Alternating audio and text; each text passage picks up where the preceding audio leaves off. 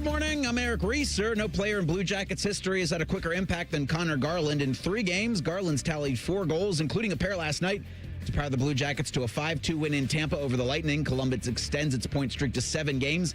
They're 2 back of Boston for the final wild card spot. CBJ continue their road trip tomorrow night against the Florida Panthers. In the NBA Tuesday, Miami's Bam Adebayo scored 83 points as the Heat beat the Wizards 150-129 in South Beach. That's the second most scored in a game in NBA history.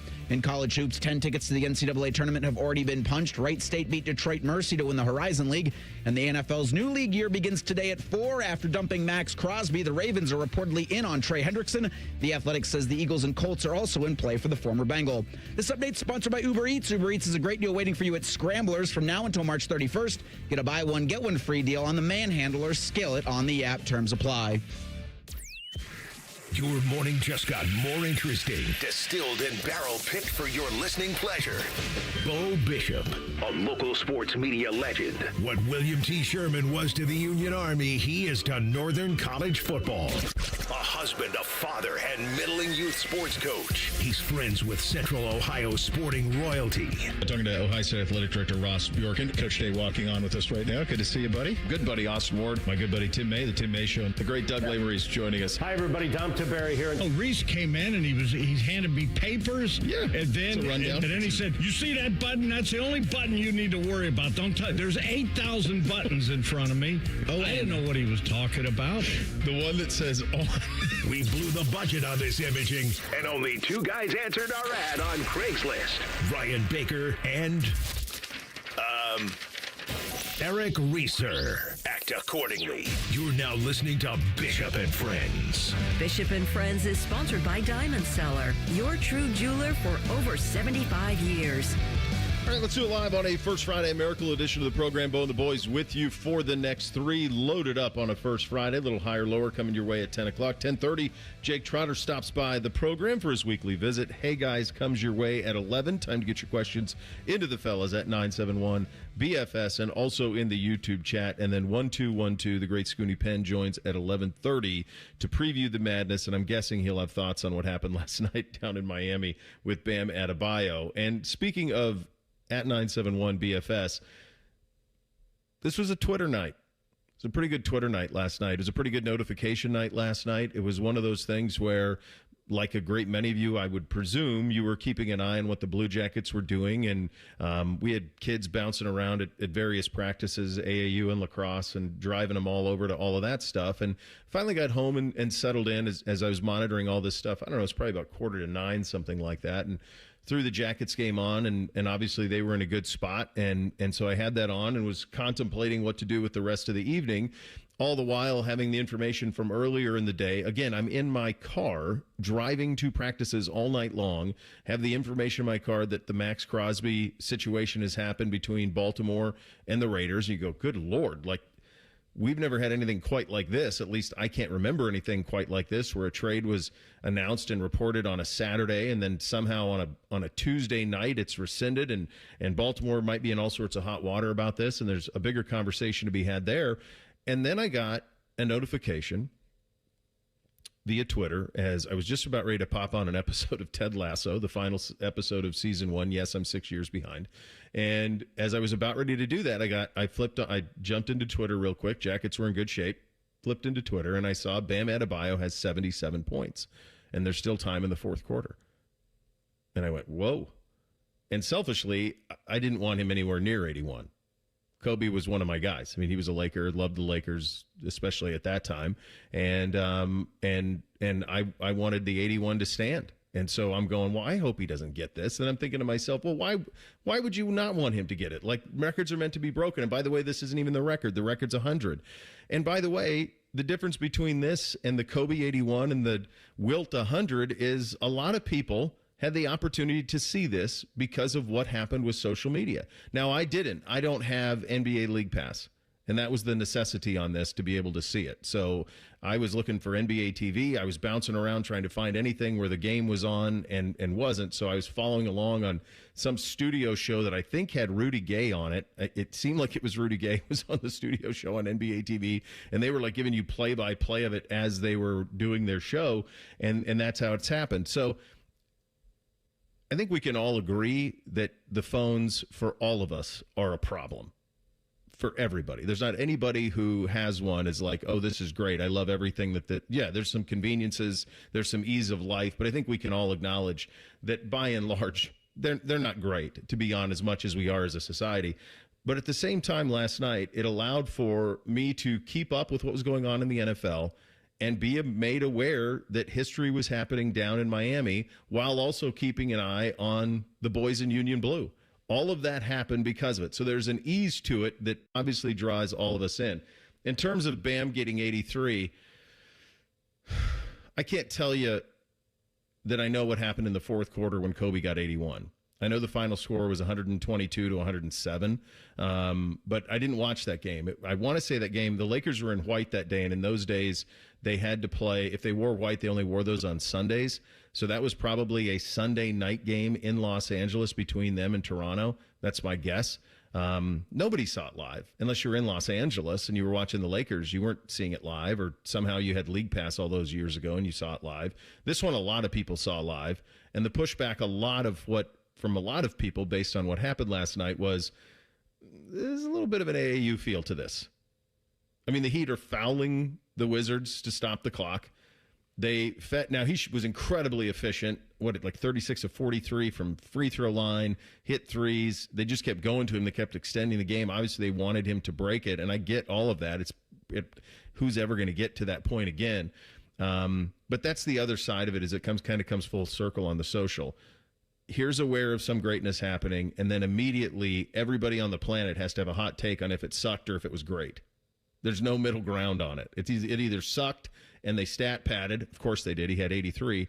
Or it was one of the greatest things. And it kind of depends on which side of it you want to be on. So I think in a way, while social media brings you to all of it, it also watches it all burn to the ground by the time it's over. Because what ended up happening last night was a constant debate about whether it was the right thing to do or not. People booing it in other arenas.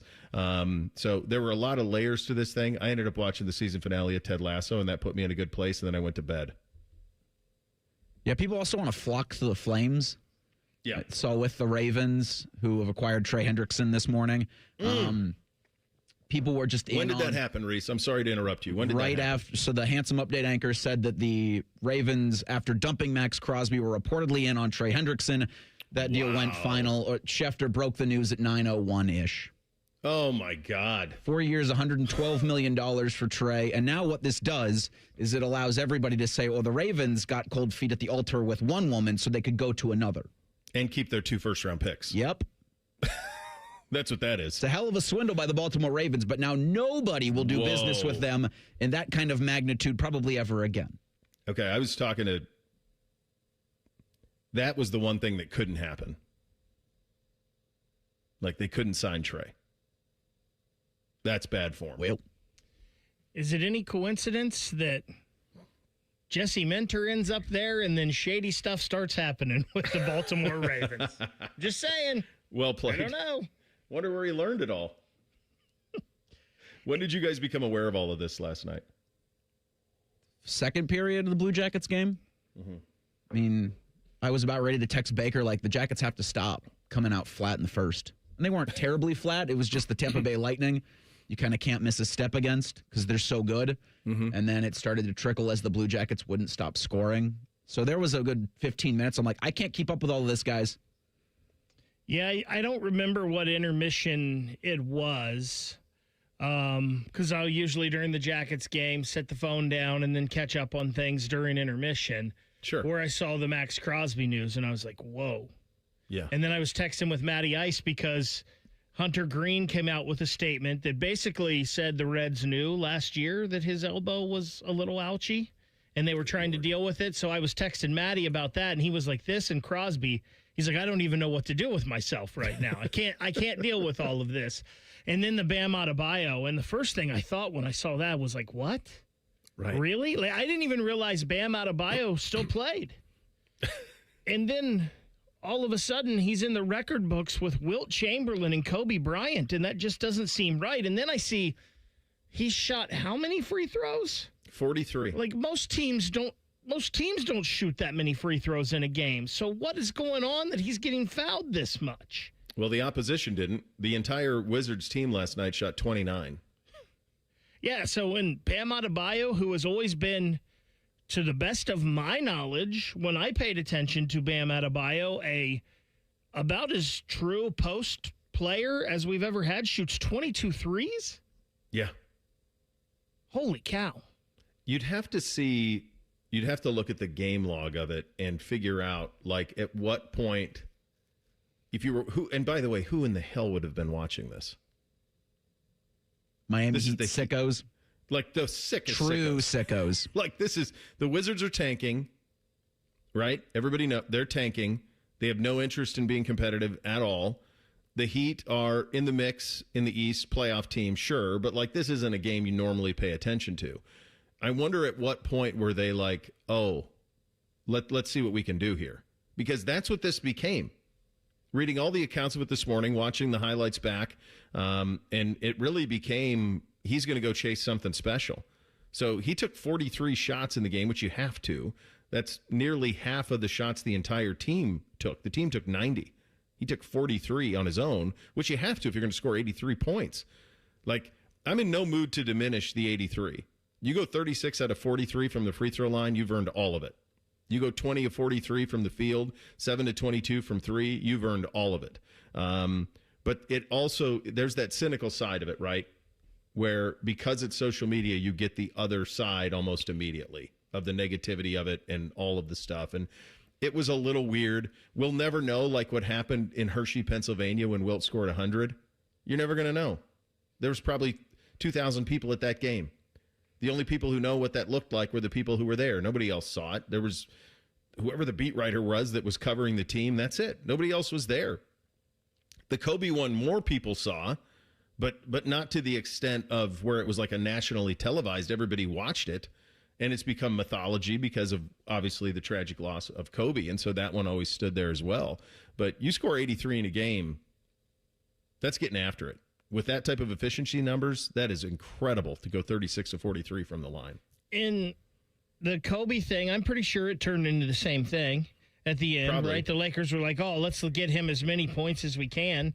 And he shot the ball 46 times that game. Yeah. He didn't go. He was 28 of 46 in that game, 7 of 13 from 3, and he only got to the line 20 times. He was 18 of 20 from the free throw line. Yeah. So I'm pretty sure if you're going to try to diminish the Bam Adebayo game for saying, oh, the Heat, we're just trying to feed him that's all they cared about, I'm pretty sure that Lakers game probably turned into that too. The only thing I don't know, and again, I wasn't there, but the Laker game seemed to be more competitive. 122 to 104, they beat the Raptors. Yeah, so that it was night. an 18-point game. The Heat were up 76 to 62 at half in the game last night, and then they were up another. Yeah, they were up 18 going into the fourth. So it wasn't crazy, but it was cool to be able to keep up with all of it. As much as I hate how much we're all on them, it was cool to be able to keep up with all of it. Pretty big breaking news with the Trey Hendrickson signing, though, because I can tell you right now that is the NFL is going to have a big problem with all of this. And we can expand on that, get to the big night in Tampa Bay for the Jackets. We're off and running on a First Friday, Bishop and Friends, right here on The Fan. We used to have a billboard with our host's face on it, but only ugly people work here now. You mama say you ugly, hey! The Fan, Ohio's sports destination. Hey, what's up? It's T-Bone. Tired of snoring? Dr. Mark Levy can help with a custom mouthpiece that opens your airway and stops the snoring. No mask, no noise. Call 1-800-MORE-SLEEP or visit sleepbettercolumbus.com today. Stop snoring. Sleep better. Live better. At Babs R Us, we believe home improvement is life improvement. As the Midwest's fastest growing 5-star bathroom remodeler, we're more than just transformations. We're a community driven by a mission to bring your dreams to life. Our installation team, part of the Babs R Us community, isn't just skilled. They're dedicated to respecting your home. Each day, they bring craftsmanship and hustle, turning your dream space, no matter the size, into reality. Together, we embrace a culture that values diversity, collaboration, and giving back. From supporting local projects to fostering a workplace where every voice is valued. Babs R Us is more than a company. It's a community of experts. We're also expanding locations to create more possibilities for homeowners across the Midwest. Wherever you are, you'll find us ready to turn your dreams into something you can see, feel, and enjoy every day. Right now, get $1,500 off a shower or tub replacement or $3,000 off a full bathroom remodel. Plus, low to no monthly payments. Call 3 380-225-BATH to schedule your free estimate or go to bathsareus.com. Baths R Us, where dreams soak in. Common Man and Timmy for our friends at Hollywood Casino. Oh, it's a big month, Common Man. Why? Because there's lots of basketball to watch and lots of cash to win. That's right. If you're watching hoops, you can reserve your spot at HollywoodColumbus.com. And some of the packages come with $300 in dining credits. And this month you could win $1 million instantly. That's your final answer. Plus, there's multiple ways to score big cash prizes weekly. Must be 21 or older. Gambling problem? Call 1-800-589-9966. Hey, basketball. With Aetna, I always get a quick answer, and I don't have to search on the internet. They go above and beyond to help me with whatever I need. Those words from a real Aetna Medicare Advantage member speak to why U.S. News & World Report named us a best Medicare Advantage company. Because we show up on calls with members and doctors' offices when requested. We show up with access to convenient care options. We show up for you. Because that's how healthier happens together. Member feedback has been edited for length and clarity. Craving that rush of freedom in 2026? Grab the Ford Bronco Sport with 2.9% APR and up to $4,500 cash rebates. All credit fits. Pre-qualify online at capitalfordcolumbus.com or visit us in Whitehall. The open season Sportsman's Expo hits March 20th through 22nd at the Ohio Expo Center. See Twiggy the water skiing squirrel. Shop hundreds of exhibitors and much more. With Toyota, the official truck, and Tacticam, the official cell camera. Get discounted tickets now at openseasonsportsmansexpo.com. Man once shaved Timmy's leg live on the air. Tune in weekdays at 3 to see what else they'll shave. Wait, what else they'll shave? Who the hell wants to listen to that? Common Man and Timmy, smooth as silk. Okay, The Fan. Hey, it's T-Bone again. Listen up. Sleep apnea doesn't have to rule your nights. Dr. Mark Levy's been treating snoring and sleep apnea for over 15 years with proven results. And now he has an office in Marysville. Call 1-800-MORE-SLEEP or go to sleepbettercolumbus.com. Stop snoring, sleep better, live better. Some foot issues just can't be fixed by those expensive shoe stores or shoe inserts. A foot exam from a doctor of podiatric medicine, who is the medical expert in foot and ankle care, may give solutions after doing a complete foot examination. If you suffer from foot, heel, or ankle pain, let us help you find a member of the Ohio Foot and Ankle Medical Association so you know you are being treated by the very best. For more information or to find a member of the Ohio Foot and Ankle Medical Association near you, visit ohiofoot.org. Springtime is here, and you know what that means. It's time for mulch madness. Did you know that too much mulch is bad for trees and shrubs? 2 inches of mulch is plenty. Any more and you risk causing roots to grow up and around trunks, which increases unhealthy stress, shortens tree life, and even keeps moisture from getting down to tree roots. To find out more about mulch madness or to find a certified arborist near you, visit treesforohio.org. That's trees4ohio.org. Fan weather. From the Logan AC and Heat Services Weather Center. Scattered showers and thunderstorms will develop again as we go into the second half of the day, with temperatures soaring into the mid-70s and gusty winds with powerful gusts upwards of 40 to 50 miles per hour. For tonight, eventually the showers and storms taper off overnight and temperatures plunge as we drop to right around freezing with gusty winds. For the Fan, I'm meteorologist Meredith Garfalo with the 10 Weather Impact Forecast. 1, 2, 3. Here at The Fan is always football o'clock. Proud to be your home of the Buckeyes, Browns, and all the NFL games you can handle. The Fan. The perfect show for quarter zips and khaki shorts. You're listening to Bishop and Friends. So, in NFL circles yesterday, I can tell you that as the Max Crosby deal was rescinded by the Ravens, the one consensus was they're going to go sign Trey Hendrickson, but they better not. That was it. They're going to go do this, but they better not. Here's how anyone with 2 cents is going to come to the conclusion that this happened. Consummate the deal for Hendrickson. The Ravens have never traded first-round picks before as a franchise. They gave up 2 to get him. The cap hit is massive, upwards of $65 million on the cap hit. All of a sudden, Trey Hendrickson's stock starts to drop. He's more affordable. Is the player that Max Crosby is? No, but he's in the vicinity, and I get to keep my picks? The idea that the Baltimore Ravens didn't know about Max Crosby's injury history or that they were not prepared to just accept that he's on track for his rehab is utter nonsense. And I do think that there's a lot of blame that can go around this, especially to the NFL with their, quote, legal tampering, which is essentially the start of free agency. They should just have those deals consummated on Monday, is what they should do, as opposed to waiting to the new league year, and then this wouldn't happen. I do think you will see the NFL, I don't know what they can do, but I'm guessing there's going to be owners around the league saying, you better do something. Yeah, is there a grievance Crosby can file? Because now the Raiders, who agreed to $280 million, are still on the hook for his contract. Now, he'll probably be moved, but... For less. Yeah. I mean, everything they did in free agency was predicated on this deal. Having the money available. Yeah. Now, I still think that they can keep him if they don't want to, but I think they could. But much of what they were doing was predicated on getting those 2 first-round picks that they were getting from Crosby. Like, this disrupted their entire plan. Like, I don't know what the NFL can do on this, but there are going to be owners that want them to do something. I promise you that. I want my picks back, and I want David Putney. That's all I can think of in all of this, and even right now, I want my picks back. I don't know what the NFL can do, and I don't know what they want to do, because I feel like the NFL, like the other teams and the owners may not like this right now, but I feel like the NFL's laughing all the way to the bank, because we talked all about this legal tampering yesterday, and everybody talked about, oh my gosh, what did the Ravens do last night? And now they're talking about it even more as this trade, which who knows, maybe this Trey Hendrickson deal doesn't happen. We've got till 4 today to make anything official. So maybe the Tampa Bay Buccaneers are like, we can't lose out on a defensive end, and they come and throw more money at Trey Hendrickson and he takes off. But I mean, what a crazy story. Like, I don't remember anything like this ever. There's never been anything like this ever. The only thing I can think of, there was an NBA trade in the 2000s where the Lakers were sending Lamar Odom and Andrew Bynum to the New Orleans Hornets for Chris Paul. And David Stern was running the NBA franchise at the time and stepped in and said, yeah, you can't do that.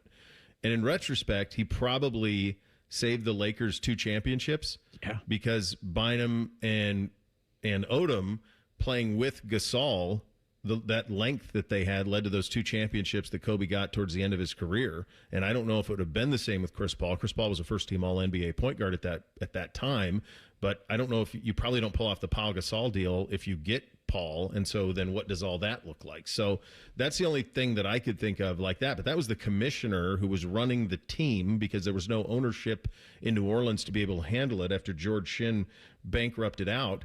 And so that's how that one worked. But man, it's really bad form for the Ravens, and I don't think you'll see anybody do business with them for the foreseeable future. No one's going to be doing business with them. I guess if we were to, go into the offseason and say who are the teams that need to that are in win now mode, the Ravens are one of those. Yeah. And so if it winds up with them winning a Super Bowl, it's all totally worth it. I'm really excited when Eric DaCosta has to take a microphone again. Oof. Like if after 4 o'clock today or whenever all the dust settles from this and he is speaking to the media, I'm really excited to get his truth on it, because it's not going to be the real truth. But boy, to spin that. I mean, the owner of the Ravens, I'm blanking on his name, but it feels like he would be totally fine with something like this. Everybody else pissed. Yeah. But Steve Bisciotti probably is okay with it. The NFL's a really small world. Mm-hmm. Everybody knows everybody. There's only 32 teams. So this is an incredible breach of trust. It's an incredible breach of sportsmanship, gamesmanship, all of it. I would bet anything that the way I laid it out is exactly what happened.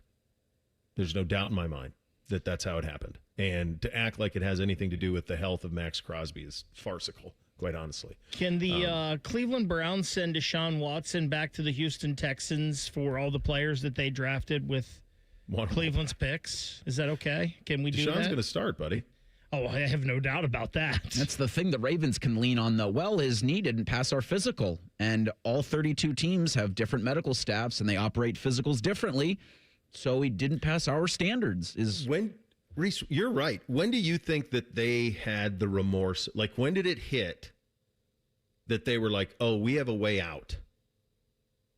the mechanism of that, you'll never get the real truth on it. No. But did they back channel that Trey didn't have the market that he thought he would, and that they could get 80% or 85% of Max Crosby without having to give up the picks or the cap? Like, when did that happen? That they were like, oh, we have this in our back pocket. Or when Crosby did the physical, did they have that in the back? That's the other thing. When did Crosby do the physical? He was in the building on Tuesday, I want to say. Yesterday he was in the building? Yeah, and I think that's kind of when I started to sniff it, and I'm not connecting Diana Rossini to this, but I first saw the reporting from Rossini that Hendrickson was going to make his decision on Wednesday. I'm like, he's got a market that's ready for that? Yeah. Like, I kind of wondered how long the Trey, and again, I'm attaching red yarn all over the corkboard here with my tinfoil hat on, but I didn't think Hendrickson would be off the board Wednesday. I thought that might trickle into Friday, closer to when we're all talking about the Big Ten tournament, then the Trey stuff breaks, not he's one of the first dominoes to fall on this, technically the new start of the new league year. Yeah. So that's when I was kind of like, that's interesting, the timing of it all. I mean, this is one that deserves Pepe Silvia because I think it's all there. I mean, it deserves the red yarn on the corkboard.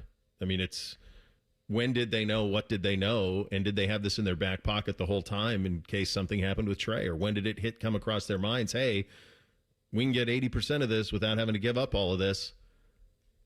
Man, bad form by the Ravens. Really, really bad form. Really good form for the Columbus Blue Jackets.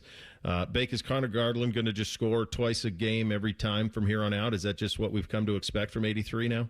I mean, I sure hope so. Why not, right? No, I mean, he's going to cool off a little bit. We've seen Mason Marchman, who started hot, cool off a little bit and actually ended up on a different line last night. They switched up the lines a little bit. But Connor Garland is a guy who is going to give you, when he's healthy and playing, 40 to 50 points, and the upper end of that is 20 goals and 50 points type player. And that's just what he's been and what he is. And I'm sure there's going to be cold streaks. And he was playing on a bad Vancouver team, and he hadn't scored a goal in 24 games, I believe, before he came to the Jackets. But he's the first ever in history to score 4 in his first 3 with Columbus. So, I mean, everybody was, I think it was Jean-Luc Grandpierre made the point on the broadcast, not have been last night, but that everybody was down on the Vancouver squad. So while his stats don't come in super sexy when you acquire him at the trade deadline, he instantly, I think his injection there, the health of the Blue Jackets, everybody's playing better because the assists for both of Garland's goals last night. I mean, the way the entire team played, and I mean, Kent Johnson has a no-look pass on one of the goals where you're like, that's what you expect from a guy like Johnson. Like, everybody was helping make this a 40-minute ass-kicking of the Tampa Bay Lightning, which is always fun. Rick Bowness loved it. He's been wanting a complete game for a while. He got one last night. That's exactly what it was. We talked to the team this morning and again tonight. Like, we're at our best when we play with that 2-1 mentality. And, you say 2-1, but you're obviously trying to score 4 or 5 goals. But we did a really good job handling that. The puck management was far better tonight than it's been. Listen, that was a very tired team tonight. They had a war in Buffalo. So, they battled hard tonight. But I really like the way we managed the game. We managed the puck, and obviously the special teams were the difference tonight. Garland's been exactly what the doctor ordered. You mentioned the 4 goals in the first 3 games. Here's Garland on the seamless transition. I haven't felt any uncertainty. I think on paper, when I was looking at possible teams I would go to, they were definitely a team that looked appealing to me. So far I felt the transition's been pretty smooth. But I'm not just saying that because of goals. I just feel like the way they play. These guys play hard. They compete. They're very serious about their craft, and it's a fun group to be a part of. Now, you guys put this in the prep. This is what, when I said yesterday with Porty, was it Porty yesterday or Porty Monday? This is the Stanley Cup playoffs. That's where you're at. You're in it right now. You're going to be in it for a month. So you have this great game, probably the best they've played. Fair to say, best they've played since coming out of the Olympic break? Yeah, probably. Yeah. And you gain no ground. Like, none. Because Boston beat LA in overtime. Pittsburgh scored 2 goals in the final 2 minutes and 10 seconds to tie Carolina. Carolina wins 5-4, but Pittsburgh still gets the point. And then St. Louis led the Islanders 4-3, and the Isle won 3-0, and the Isle won in overtime 4-3. At the start of the third period for the Jackets, it looked like it was going to be a hell of a night. Yeah. Then not so much. But this is the minimum requirement. Every time out, that's got to be the mentality. You got to get 2 to try to keep pace with all the rest of this. Yesterday, we had Ryan Day's press conference live on the program. It was great to hear from Coach. There were a bunch of things that he touched on that we didn't get a chance to respond to in regard to the start of spring and the way that he views this roster. We are going to get into that in 2 minutes. Bishop and Friends right here on The Fan. Men, we all know how important sex is in a relationship, both for you and your partner. But erectile dysfunction ruins sex, which can often have serious impacts on your relationship as well. This is Jeff for Tri-State Men's Health. And if ED is a problem in your life, you understand the impacts it has on you and the one you love. But I'm here to tell you that ED is a treatable condition, and almost without exception, you can have really good sex again. At Tri-State Men's Health, we're experts in treating ED. We've treated tens of thousands of men with protocols that are effective in well over 90% of cases, which means if you're like most guys, good sex will be the norm. You could even last up to an hour or more and bring a level of intimacy for you and your partner that might just astound you both. It's time to have really good sex again, so call us. Just $99 gets you blood work, a medical consult, and if medically advised, a test dose. And if that test dose doesn't work in the office, your visit is free. Call 800-900-9654 or go to tristatemenshealth.com. We have 6 offices in the tri-state area to serve you. There's an old story about cat toys that's been retold for over 20 years because it perfectly explains who we are. This is Dennis Sullivan, president of Care Heating and Cooling. Years ago, a couple who shared their house with 3 cats had another company out to look at their furnace. After working on it, the technician said it was dangerous and had to be replaced. The couple called Care for a second opinion, and my dad Mike went out to help them. When he inspected the furnace, the cause of the problem became obvious. A cat toy had been stuffed into the heat exchanger. With the toy removed, the furnace ran perfectly. Now, how did the toy get there? You can decide for yourself, but here's what mattered then and still matters now. The first company paid commissions to their service techs to sell new furnaces.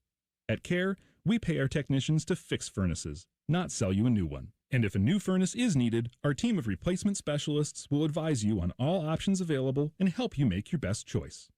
Care Heating and Cooling. Call 1-800-COOLING when you need a company you can trust. Bishop and Friends is sponsored by Diamond Seller, your true jeweler for almost 80 years. The Fan, Ohio's sports destination. What's up? What's up, man? What's up with you? All right, here's what's up on a First Friday Miracle edition of the program. Day 1 of spring football in the books. We had the press conference from Coach Day yesterday. A lot of things jumped out in regard to that. I mean, some of the guys who are out, I had no idea how thin the running back, knew Bo Jackson, but I had no idea how thin the running back room was going to be. I think Riley Pettijohn out for spring was a headline that jumped out to me as well. As you think about succession planning in the linebacker room, those things jumped out. We'll get into some of the Julian Sayin stuff in just a second. But I think big picture, this was a brand new day for Ohio State football in the sense they've never had anything quite like this. They've never had half the roster be people who were not here in 2025, the previous year. We've never had anything quite like that. Ryan addressed navigating 51 new faces in the building. With half the team being new, there's a camaraderie being built right now that's important. And, true love and brotherhood is when, your brother makes a play and you're just as happy for him as if you made the play yourself. I mean, the guy that I use all the time is Travion. When Quinshon would score a touchdown, he was more happy for Quinshon than he was for his own self. And what happened, that all came back to him in the end. And if we have that same type of mentality into the season, then we'll have a chance. But so much of that happens in the weight room. But I told the guys right here, I said, you only got 14 left. You only got 15 in the spring. So these things go fast. We got to do a great job on the off days of making the corrections, but also spending time in the building and connecting with the guys on the team. Because, to your point, the connection of the team will be important, which we know in today's game is something that is different than what it's been in the past. Usually, you would, grow up with these guys in year 3 and year 4, and you've been with them for 2 and 3 and 4, sometimes 5 years. That's not really the case anymore because of the turnover we're seeing, because of the structure of everything. So it is a big challenge, but I really like this team. I like the guys. I like their energy. I like their competitiveness, their seriousness. It's a mature group, but we haven't been together very long, so we got work to do. The relationship building is just completely upside down right now. If you think about Ohio State recruiting, Tressel into Urban, into Ryan, Urban and Ryan run by Mark Pantoni at the very highest level. If you think about how they've put teams together, they have a type. Yes, they want to recruit the best players in the country during that time, but they also want to recruit some of the best guys in the country. And especially the last, 8 years or so, they really are not in the business of putting up with much. They're not in the business of taking somebody who has a little bit of a character alarm because the talent is what the talent is. They've been able to be very picky and very choosy. When you bring in 51 new people and so many of them in the portal, you can't possibly know all of these people.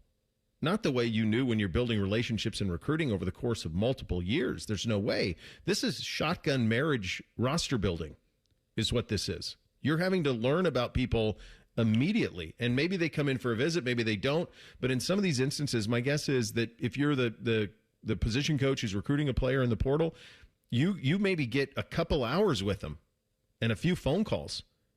You don't know their parents, you don't know their family, haven't talked to their high school coach.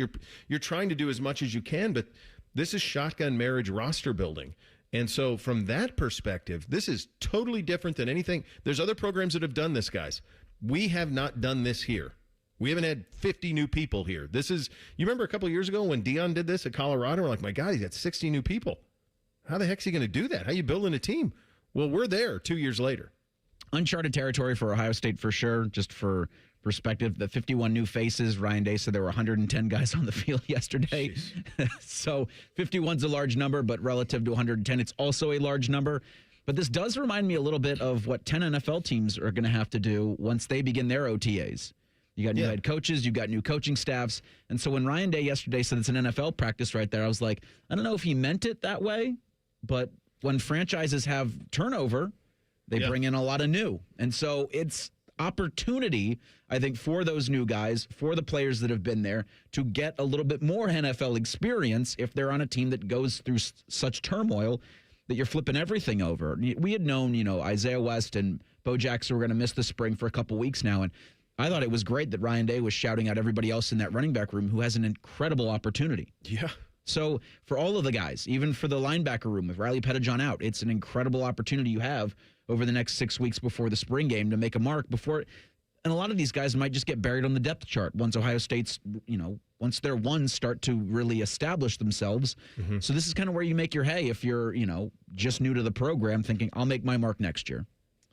And it's one of the things that gives me confidence for this Ohio State team this year, and the fact that, especially on the offensive side of the ball, you're returning most of your starters. Yeah. Where your roster turnover is behind you. Now, that's not exactly the case on the defensive side of the ball, as you're going to have to plug a lot of holes, whether they be from guys who were on this roster previously waiting their turn, like a Peyton Pierce and a Riley Pettijohn, who big-time loss for him not getting these reps in the spring when he had a chance to maybe get one of those starting linebacker spots on the defensive line. In the secondary, you've got some guys coming in that are transfers from other places, but it's going to be really interesting to see with this Ohio State team and college football in general. I think moving forward, if you start to get some injuries, and if you have one room like we've seen before at Ohio State, like the running back room right now, with your two top guys are missing spring, if that happens in the season, how much that affects these college football teams moving forward. Absolutely. And I don't think that Ryan saying that was an NFL practice was a misspoke at all. I think that's what he's doing. I mean, I think we learned that. I mean, he has a type. He wants coordinators with NFL experience that he knows that he doesn't have to worry about that. He even mentioned this in yesterday in the presser. He was talking about how having Arthur on the offense and Matt on the defense, what that allows for him to do is, he even said this, to fundraise. Like, it allows him to meet with people. It allows him to be over all of it. Like, that's now his job. He's essentially the owner of an NFL team, the head coach of an NFL team, and the assistant general man, I suppose the president of football ops for an NFL team. He's kind of all of those things right now. And so if you're going to wear all of those hats, you have got to have people that you trust developing this roster and developing these players and calling plays. He can't be in the middle of all of that. There's no way. There's too much going on at this point. So I think everything that they're doing is NFL focused to the 10th degree. That's what it's all about. Now, I think there's going to be a challenge. Who are the leaders? Who's leading this team? Who's building the culture? You have a coaching staff that has that, but who on this team is holding people accountable? Ryan addressed that yesterday in terms of trying to find people to lead this group. I think every year is a little different, but a part of what you just said was, I don't think anybody realizes how many guys here over the last, 7 years have left after 3. I don't know if maybe there's a program that's had more guys leave after 3 years. Maybe someone can do some research, but we've had a lot, and really the guys who are all being considered like first rounders right now. I consider Sonny a 3 and done because of the reclassification, but when you look at Carnell, when you look at Caleb, when you look at K-Mac, when you look at Arvell and Sonny, those guys are really 3-year guys. So you're losing all that experience. Now, if they were 4th and 5th year seniors, naturally you just see some guys step into those roles, but when you lose those guys, man, it makes a big difference. And 2 years ago when you saw, Jack and JT and Tyleek and Cody and some of these guys, Lathan, come back, they were already within the program, and we were veteran that way. When you see guys who are going to be seniors walk out the door, the first thing you got to do is you got to get some more veteran guys in that room, or else you're just constantly young. I felt like we were a little young this year, quite honest.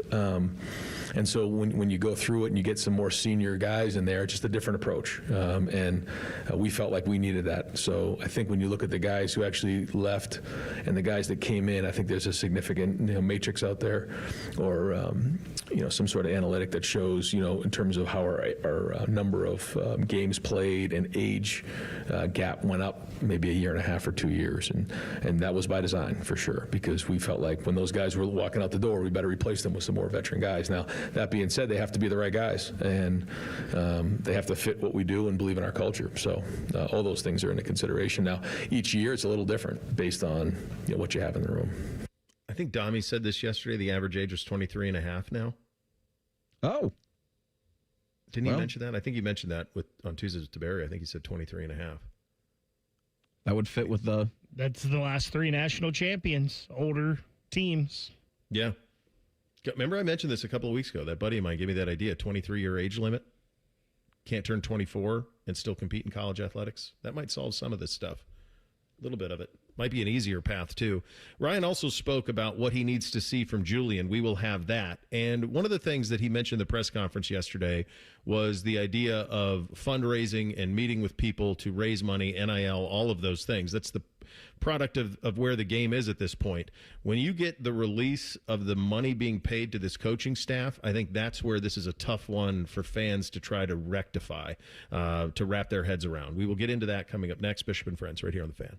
Wake up with the Fan. Eat lunch with the Fan. Go to bed with the Fan. Dream about the Fan. Then change your sheets. Gross. Ew, you guys are gross, but stick around in case I don't find anyone else. The Fan. Get Eco. Hey, Aaron. Hey, Jerry. As much as I enjoy being a professional inventor, a few of my dream inventions still elude me. Oh, yeah? Like what? Well, the bruiseless avocado. Ooh. The unlosable TV remote. Could change the world. And for you, Aaron, the uncloggable drain. Get Eco. Until you crack it, Jerry. You know our 93 or free drain clearing offer is the next best thing. Okay. Explain yourself. Get Eco. Our drain team will clear your drain for just $93. If we can't clear it, it's free. And we guarantee it'll stay clear for at least a year, or we will clear it again for free. Get Eco.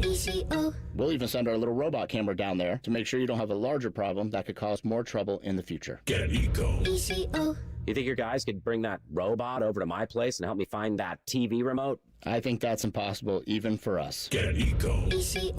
Eco, plumbers, electricians, and HVAC technicians. GetEco.com. Tomorrow, some of us will wake up and it will be our last day on this earth. It will be unexpected and without warning. Each year, 250,000 people will die from medical malpractice, the third leading cause of death in America. 43,000 will die in a car or truck crash. 6,000 will die working on the job. I'm John Morgan of Morgan & Morgan, and we represent many of these families. It's awful. Unfortunately, many times some of these family members are not speaking and never get to say, I'm sorry or goodbye. If you're at odds with a loved one, listen closely. Pick up the phone. Call them. Say you're sorry. I promise a huge burden will be lifted from your heart and your soul will be renewed. Even if you're not wrong in your own mind, it doesn't matter. Death is bad enough.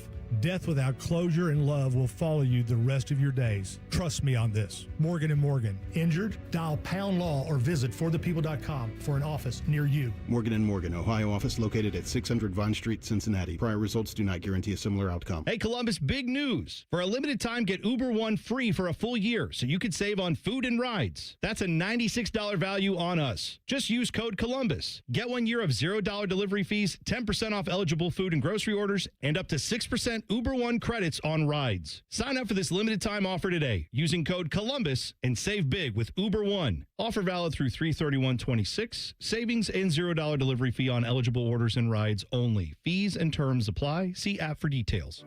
Why does it matter to members that Aetna was named a Best Medicare Advantage company by U.S. News and World Report? Because they chose a plan that gives them real support, real people, and real care. We show up on calls with members and doctors' offices when needed. We show up with access to convenient care options and coverage that fits everyday life. We don't show up for awards. We show up for you. And showing up for you is how healthier happens together. The Jackets hit the road for a battle with the Panthers. Live fan coverage starts Thursday night at 6:30. Sponsored by Atlas Butler Heating and Cooling. Proud to be your flagship home of the Columbus Blue Jackets. The Fan. This is Gordon Miller from Miller Lending, the original home of the no closing cost mortgage. With interest rates at their lowest level in 4 years, what's stopping you from taking advantage? Maybe it's the thousands of dollars in closing cost? Well, what if I told you that those costs aren't required and that you decide whether to sacrifice $15,000 to $20,000 of equity at closing or zero? At Miller Lending, we're all about zero and have been offering no-cost loans since 1987. With no title closing or origination fees, imagine having the freedom to refinance any time a lower rate becomes available or a need arises. Even 0.5% lower in rate results in savings of over $100,000 over the life of your loan. So why wait? No-cost loans are real and here to stay. Simply call Miller Lending and see why thousands of satisfied clients have made that choice to say goodbye to closing costs forever. 877-9-NO-COST. That's 877-9-NO-COST. Or simply apply online at nocostmortgage.com. Miller Lending is an equal housing lender and MLS number 250-2146. All your favorite fan shows are available when you want them. Head to 971thefan.com and hit that subscribe button. The Fan, Ohio sports destination. The friends are the guests and listeners. Reeser and Baker just work here. Back to work. Back to work. Everybody. Work, work, work, work, work, work. You're listening to Bishop and Friends. There is, and this part's very real, there is real donor fatigue in college football. And the reason for that, as we've laid out for what feels like a decade now, is the same people that Ross Bjork is asking for donations to make improvements to the shoe or to make improvements to the various athletic facilities around campus. They're the same people that are having to fund the collectives. And so there is a fatigue around all of it. All the while, the money goes up and up and up. And they have to release this. It's a public university, so you got to release these things. All these salaries have to be released. So they had announced their full coaching staff yesterday and their 2026 assistant coach salaries. It's really critical that you hear this part before I get to the next part. None of this is any of these guys' fault. In life, you are worth what someone is willing to pay you. It's as simple as that.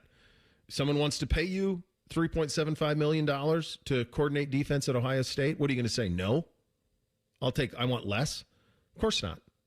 Of course not. You're going to take it. And that's the reality of this. So I begrudge nobody on this list for getting what they are worth, what Ohio State thinks that they are worth. The thing that is hard to swallow for people is you're talking about a $15 million football assistant pool. You're talking about a head coach that's, 13. By the time you do support staff and everything else, is this a $40 million staff? Probably. Might be more. And so while all of this is going on, is we have to pay for NIL, we got to pay guys for visits, we got to do all these other things that are happening in the NIL space, the enrichment of the people who are coaching this stuff, and again, I don't begrudge them. Get all the money you're worth when you can make it. But it's a tough look for the people out there who you get the things basically wanting you to do the Netflix style on the NIL. Give us $50 a month. That's a really tough look. And the money got out of control. And really, if you want to go to the root of where NIL came from and free transfer and all of it, it really falls at the feet of the coaches and the people who were willing to do these things. One thing that I did not hear on Capitol Hill last week, or rather at the White House last week, and everybody met, I didn't hear anybody complaining about coaching buyouts. I didn't hear that from Nick Saban. I didn't hear that from Urban Meyer. I mean, how much money was spent on buyouts last year? Hundreds of millions of dollars was spent on buyouts. You got money for all that? And you're telling me that we got to get a corral around NIL? It's just that it's the same. If you're going to have free market for coaches, then you have to have free market for players. And if you're wondering, for Ohio State, it's a lot. Indiana's doing the exact same thing. Kurt Cignetti's the second highest paid coach. Their defensive coordinator's making $3 million this year. He'll be making $3.2 million in 2028. Their offensive coordinator, Mike Shanahan, $1.7 million. The buyout thing, I think, is the biggest waste of money ever. A coaching buyout, but these are what schools agree to. These are what schools sign, and if you have Louisiana and somehow their governor's making all of this work, okay, but if there's one thing you want to fix, it's just the incredible waste for those college coaching buyouts. But yeah, somehow these agents get them guaranteed contracts. Like, it's like the only head coach is like the only thing. There aren't many. It's like one of the only things in America. It's where it's like, even if we fire you for cause, we're paying you. I also don't get why all of these guys have to get a massive raise every year. Like, you signed a 4-year deal for this amount of money. Why isn't it that? Now, should there be like incentives in there? Maybe, like, if your group does this, performs this, just like an NFL contract. Like, if you sign a 4-year, $60 million deal, like, I don't think they're just going to offer you more money.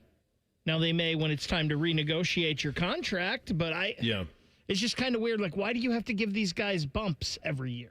Well, I think in some of the instances on this list, it is a reaction to the NFL calling. And I can promise you, some of the names on this list, the NFL called a lot. So you have a choice. Do we up their pay or do we let them walk? And Ohio State chose to up the pay. But there was NFL knocking at the door on several of these guys. So your point, though, is right. Like, it was kind of like the old facilities war, if you guys remember that, where it was almost like Clemson has a water slide in their facility. Well, then we got to do one. But why do you need to do one? Well, because Clemson does. And it's kind of like you look around and you go, well, this secondary coach at Alabama is making 1.2. Well, then by God, our secondary coach has got to make 1.2. It's the Indiana thing. It is. That's what's happening. It is a reaction to what everybody else is doing. But I can see how if you're somebody who's being badgered, if you're a booster, you're somebody being badgered. And again, really simply, all of this stuff would get solved with a CBA. Because there'd be a percentage of the profits that go to coaches. There'd be a percentage of the profits that go to players. And then it would all be sorted. And then you wouldn't have all of this. It would be a very, very different world at that point. But they don't want to do that because they don't want to call it what it is. And they keep wanting help from Washington to somehow save them. And it's never coming. You did that 4 o'clock meeting Friday at the White House. Do you think it got brought up at all to make the athletes employees? No way. They don't want that. They want it to go back to the way it was. Yeah. Everything except their money. They want their money to keep going up, but they want it to all go back to the way it was. And I mean, these coaching salaries are going to continue to rise. So it's until the CBA, right, Reese? If you collectively bargain it, then you'll have to have financial responsibility with how you spend it. Because there will be percentages that are doled out to certain people, and those percentages will be finite. That would be the one thing that would stop all of this. And again, I begrudge none of these guys. None. Someone wants to pay you a lot more? Who's saying no to that? It's just in this era where it's like, man, we got to go fundraise. We got to find more money from the fans. But yet at Ohio State, you're spending almost $28 million in your coaching staff here with Ryan and all of your assistants. And, I mean, I guess technically the numbers we got are just for some of the assistants. That's not even all of them, right? No, Bake, So it's and that's not probably football over- support. I mean, it's probably well over 30 million. I said 45. Okay. Yeah. Would be my guess. By the time you pay support staff and strength and all the other ancillary assistants, I would say it's probably around $45 million on the coaching staff or on football ops. I mean, the NFL has football operations. That's what essentially this is. Yeah, so if I'm a fan and I see these numbers and I'm looking at this, I'm not happy when you're raising ticket prices and you're begging me for money and fundraising and come do this thing and pay this and, hey, we'll let you into spring practice if you pay this much, so it'll go to our NIL fund. It all seems... The look of it's tough. Yeah, it's where the vacancy at the presidency comes into play, because Top Gun Ted's the man that approves a lot of that. And what's next with a new president who may or may not be on the same page with Ross in terms of we've got to keep up with the Joneses in college football. That next president might say, no, we are the Joneses. Everybody keeps up with us. A lot of layers to it, for sure. Second hour of the program coming up next. Jake Trotter at 10:30. We kick it off with a little higher or lower, March Madness inspired. That's coming up next. Bishop and Friends right here on The Fan. If the sound of another man slammed against plexiglass turns you on, you've come to the right place. Proud to be your home for Jackets hockey. The Fan, Ohio sports destination. Want big flavor and even bigger value? The new $9.99 value meal has arrived at Hothead Burritos. Get your choice of a customized, loaded little burrito or bowl with fresh chips and salsa plus a drink, all for just $9.99 today. Hothead Burritos. Get up and get you some.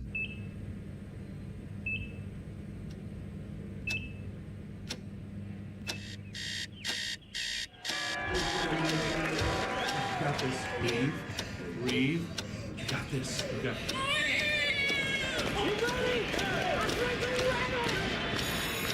In the moments that truly matter, what do? Rise to the occasion. Ohio Health. It's time.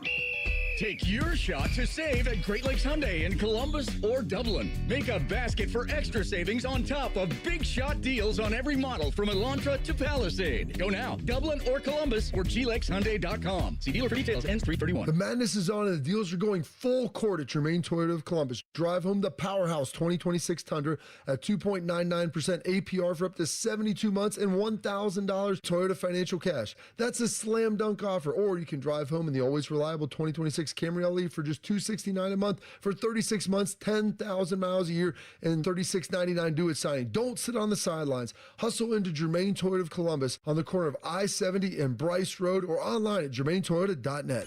Oh, could this vintage store be any cuter? Right? And the best part? They accept Discover. Accept Discover? In a little place like this? I don't think so, Jennifer. Oh, yeah, huh? Discover's accepted where I like to shop. Come on, baby, get with the times. Right, so we shouldn't get the parachute pants? These are making a comeback. I think. Discover is accepted at 99% of places that take credit cards nationwide. Based on the February 2025 Nielsen report. Hi, I'm Maria, salon owner. You know the jingle. Now discover the facts about Ozempic, a GLP-1. There's only one FDA-approved Ozempic, made by Novo Nordisk. Learn about the real thing. Talk to your healthcare professional today. Call 1-833-OZEMPIC or visit Ozempic.com to view the medication guide and to learn more about Ozempic. Semaglutide injection 0.5, 1, and 2 milligrams.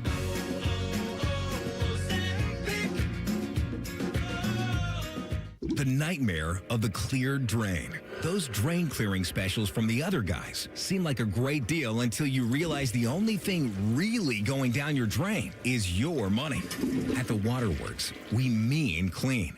Our service doesn't just clear your drains, it cleans them too. It's done right the first time, so that nightmare of a drain becomes a dream come true. The Waterworks. Better care, better value, better results. Call 614-232-2222 to get started. Mortgage rates have dropped, and the best news is they're expected to go down even more. Hi, I'm Mark Stefanski, Chairman and CEO of Third Federal. If you've been thinking about buying a new home, now is the time. And with Third Federal's Buy Now, Refi Later program, you don't have to wait for rates to drop again. You get the guaranteed lowest rate now, and if rates drop later, even after you close, you can refinance to a lower rate for free. That's right, for free. And now with Third Federal's early rate lock, you can lock in the guaranteed lowest rate even before you find a house. So you'll always have the best rate. So don't wait. Call Third Federal today and lock in the guaranteed lowest rate. Right now at Third Federal, lock in 5.79% APR 5.82% on a 30-year fixed rate purchase mortgage and refinance later if rates go down for free. Visit thirdfederal.com or call 1-800-3rd-FED today. APR reflects 15% down for $350,000 loan amount. Rate requires automatic payment program and is subject to change.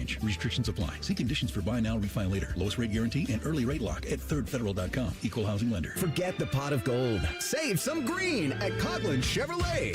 Lease a new 26 Chevy Trax, $169 a month. New 26 Equinox, lease for $229 a month. Or lease a new 26 Silverado, $359 a month. Visit CoglanChevrolet.com. Together, let's drive. 39-month leases. Silverado 36-month lease. $39.99 due at signing plus tax, title, and license. 10,000 miles per year. 25 cents per mile over. See dealer for details. Ends 3/31/26. Hey, John, why so glum? I just got let go. The company's downsizing. This is the third time in the last 2 years. I'm done with this. Have you thought about My Computer Career? I've heard they can train you for a career in IT in just a few months, including cybersecurity and the basics of AI. And you don't need prior training or experience. Now that's a recession-resistant career. Wow, thanks. I'll check them out. Go to mycomputercareer.edu and take the free career evaluation. Mycomputercareer.edu, an Elite CompTIA certification partner. Financial aid is available to those who qualify, including VA benefits. Broadcasting live from the McDaniel GM Superstore Studios, driving excellence since 1916. Chevrolet. Together, let's drive. WBNS HD1 Columbus. Good morning, I'm Eric Reeser. After dumping Max Crosby on Tuesday, the Baltimore Ravens have hooked up with Trey Hendrickson. It'll be a 4-year deal worth $112 million. The 31-year-old Hendrickson played in just 7 games last season in Cincinnati because of a hip injury. The NFL's new league year begins today at 4 o'clock. Las Vegas still has Max Crosby on their books, despite agreeing to $280 million in new deals. In the NHL last night, the Blue Jackets beat the Lightning 5-2 in Tampa. CBJ are 2 points out of a final wildcard spot. They'll play the Panthers tomorrow night at 7. Last night in South Beach, Miami Heat forward Bam Adebayo scored 83 points in a 150-129 win over the Wizards. The 83 is the second most in a game all time. And in college hoops, the Big Ten tournament continues today. Maryland battles Iowa at noon. Winner gets Ohio State in Chicago tomorrow at noon. This update is sponsored by BMI Federal Credit Union, voted best local credit union for the last 8 years by CBUS Top Picks. Visit bmifcu.org to learn more. When General Sherman marched through Georgia, he was listening to this show. Use your skills for good, young warrior. This is Bishop and Friends. On the Bam Adebayo 83, as I said, I did not see the game because I didn't have access to it, but got wind of it and was able to track it towards the end. My buddy with Hoops Academy, 31 in the first for Bam, and then he had 70 at the end of the third. On the Lakers, Kobe 81, because that's kind of the big, tipping point for a lot of folks around the NBA. The Lakers were down, needed all 81 from Kobe. He writes, I'm a little salty myself, but cannot be mad at the opportunity he had to break it. Plus, he's a big-time Kobe fan. So it's 83. I mean, that's just nuts. I do wonder, when did the Wizards, if at all, did the Wizards were they ever like, yeah, this ain't happening on our watch? My guess is that never happened if he had 70 through 3. No. You know one that's really impressive? It doesn't get brought up much. Klay Thompson scored 60 in 29 minutes and didn't play the fourth quarter when he was with Golden State. So there's a lot of those that are out there, but 60 in 29 minutes and not playing the fourth, that's an attention getter as well. All right, time for a little higher, lower. Hit it, fellas. Bishop and Friends present Higher or Lower. Oh, come on.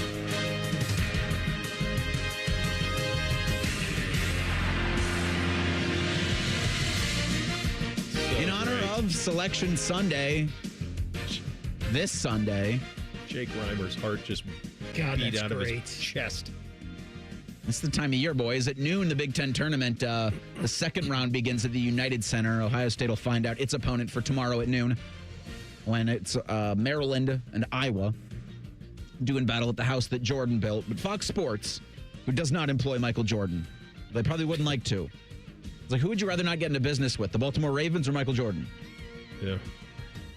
Fox Sports has their top 10 Cinderella runs all time in men's NCAA tournament history. Real quick, I'll give some of their honorable mentions. Okay. 2013 Florida Gulf Coast, 2024 NC State, 1979 Penn, 2014 UConn, 1986 LSU. All right. So I will say this. I don't know that NC State, UConn, or LSU can be Cinderella. Maybe those were just bad regular season teams that got good at the right time. But I think if you're Power 5, I don't know. And I have no idea what's on this list. I never look at these until we do it on the show, so I don't know what's coming. But when I think NC State, UConn, LSU, I don't think that's a little engine that could. I think that's a big engine that wasn't running on all cylinders and then got running at the right time.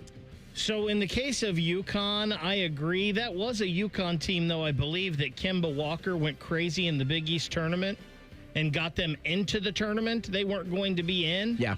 And was then that he got Shabazz them Napier? In. Was it? There was a run 2014. I think Kemba's a little... Yeah, that was Shabazz Napier. Kemba's a little older. Okay. Kemba won the national title with them, too. And this UConn team won it, right? This 14 UConn team with Napier. The only reason I knew it was Napier because I remember LeBron James tweeting about Napier during the tournament, and then the Heat drafted him. Okay.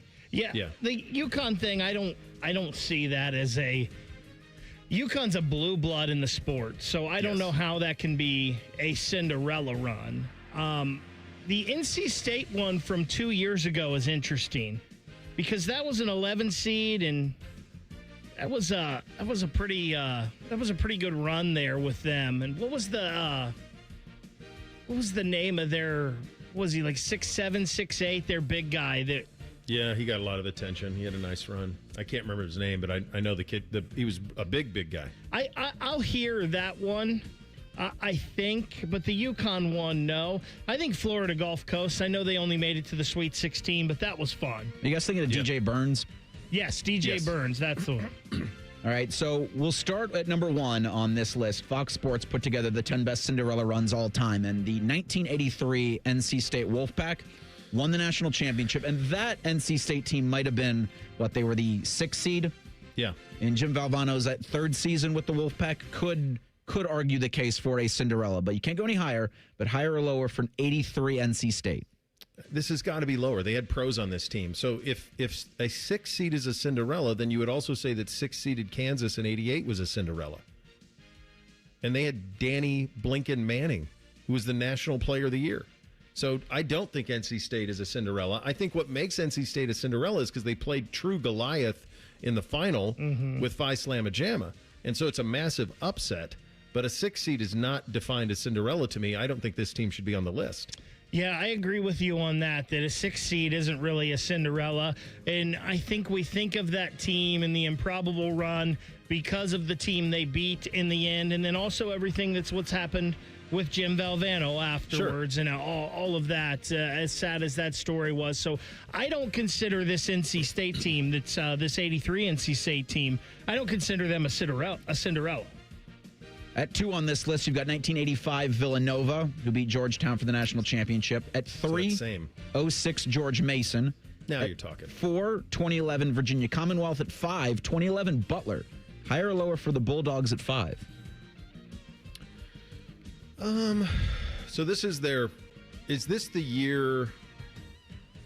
This is the year after.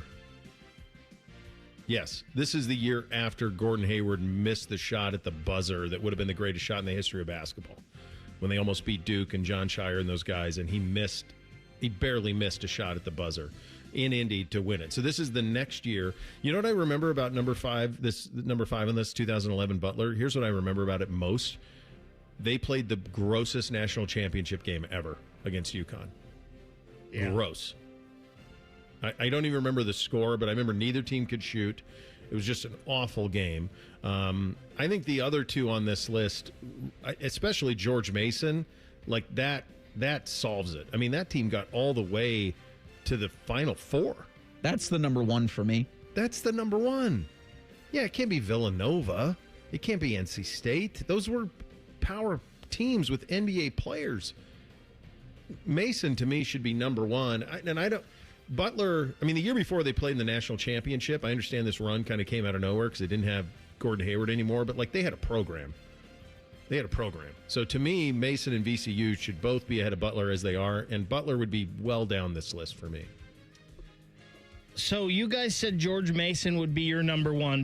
That VCU run would be my number one because they went from the first four to the final four, and that kind of just kick-started Shaka Smart. And, where Shaka Smart's at Marquette now, is that right? Yep. But he had a run at Texas and all of that. I think that VCU team is number one. I would have George Mason right behind him, although I can understand the argument for one. They made it to the Final Four. They beat Michigan State. They beat North Carolina. They beat Wichita State, who had a great run that year, and then they lost to UConn.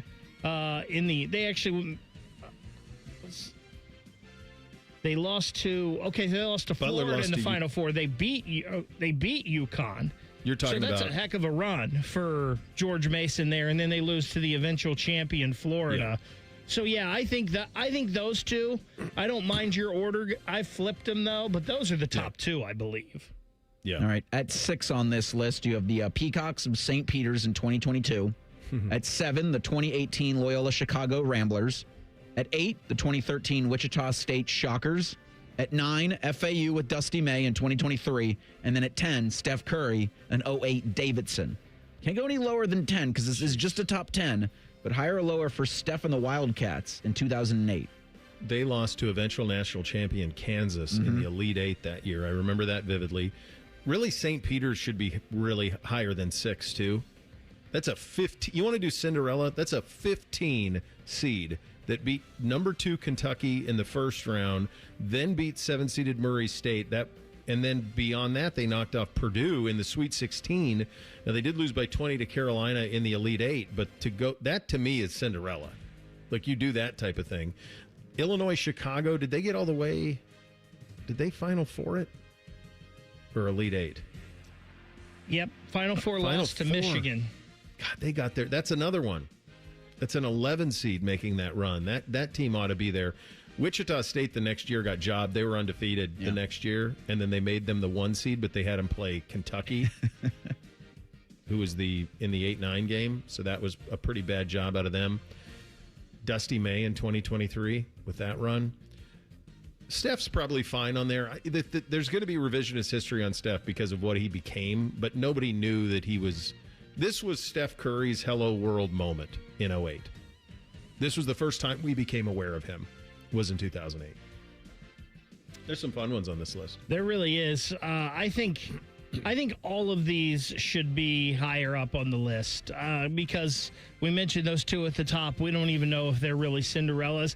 I will always have a special place in my heart for that Davidson run in 2008 because that was kind of Steph Curry's burst onto the national scene. And he was just so great. And you were like, how is this little guy doing this and beating all of these teams? I remember it was a picture from that game against Georgetown, like him and Roy Hibbert next to each other. And Roy Hibbert's like 7'2", and Curry's there. And it's just such a height discrepancy. And that was so fun, that run. So many of these in the last few years, whether it's FAU or Illinois, Chicago, or St. Peter's, a lot of this was the confluence of one-and-done era versus playing 22 and 23-year-olds. So a lot of these one-and-done blue bloods were mostly made up of freshmen, and all of a sudden you got a team full of 22 and 23-year-olds that knows how to play, and you can beat them. It was basically the old man basketball equivalent, and that's why when you look back at some of these Final Fours, you forget that some of these teams made the Final Four. But a great many of them did, and that was something that never happened in a previous generation. Massive news in the NFL that's going to impact, a lot. Very curious to see what the NFL, if they do anything about this with what happened with Max Crosby and the Ravens this morning, and now the Trey Hendrickson signing today. We'll get into all of that coming up next. Bishop and Friends right here on The Fan. Winners of the prestigious Platinum Microphone Award every year, given to the best radio station in the world. No need to look it up. It's real. The Fan. Hey, what's up? It's T-Bone. Tired of snoring? Dr. Mark Levy can help with a custom mouthpiece that opens your airway and stops the snoring. No mask, no noise. Call 1-800-MORE-SLEEP or visit sleepbettercolumbus.com today. Stop snoring. Sleep better. Live better. Like a cold iced tea on a hot summer day, spring is going to feel pretty sweet this year, considering. Celebrate spring's arrival during Oakland Nursery's Spring Fling, March 14th through the 22nd. 33% savings on houseplants, garden tools, shoes, books, summer flowering bulbs, and more. 25% off packaged garden seed.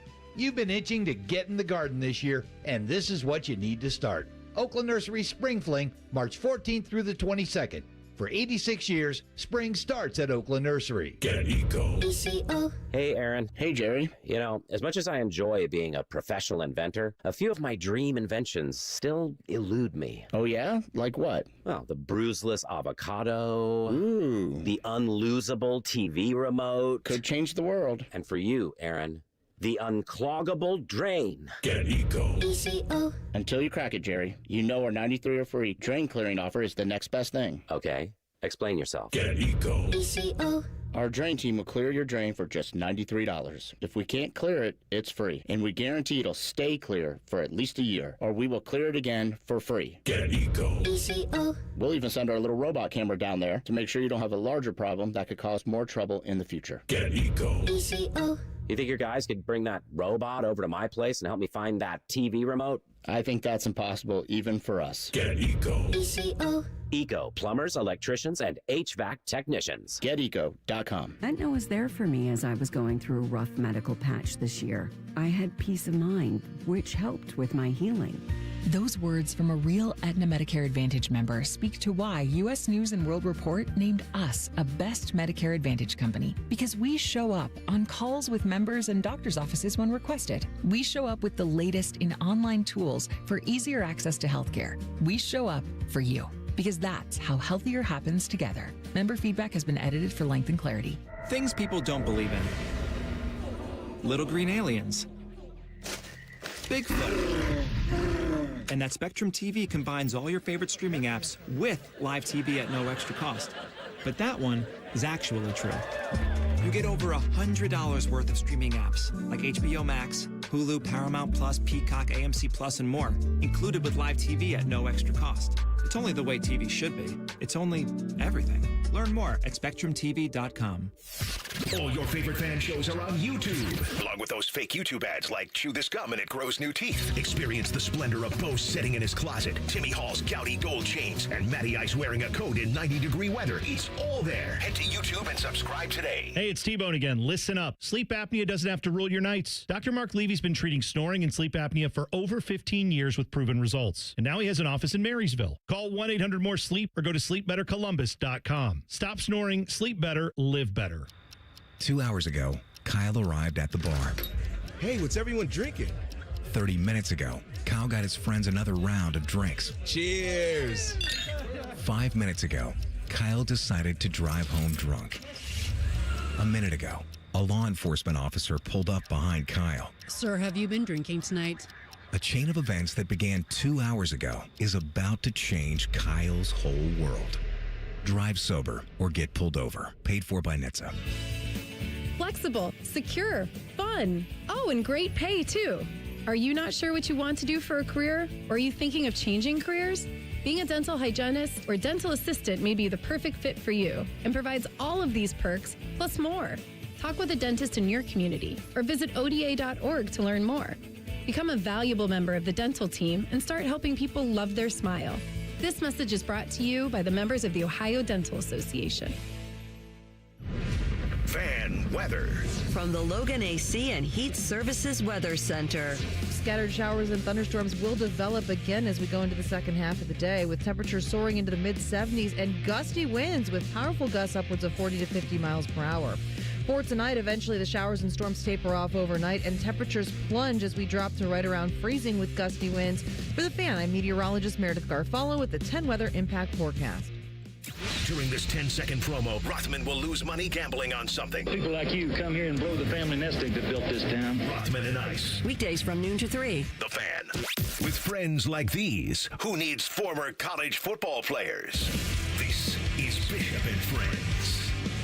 Indeed it is. We're proudly brought to you and sponsored by our great friends at Diamond Cellar, your true jeweler for almost 80 years. This is a massive story in the National Football League. It involves a division that we pay very close attention to.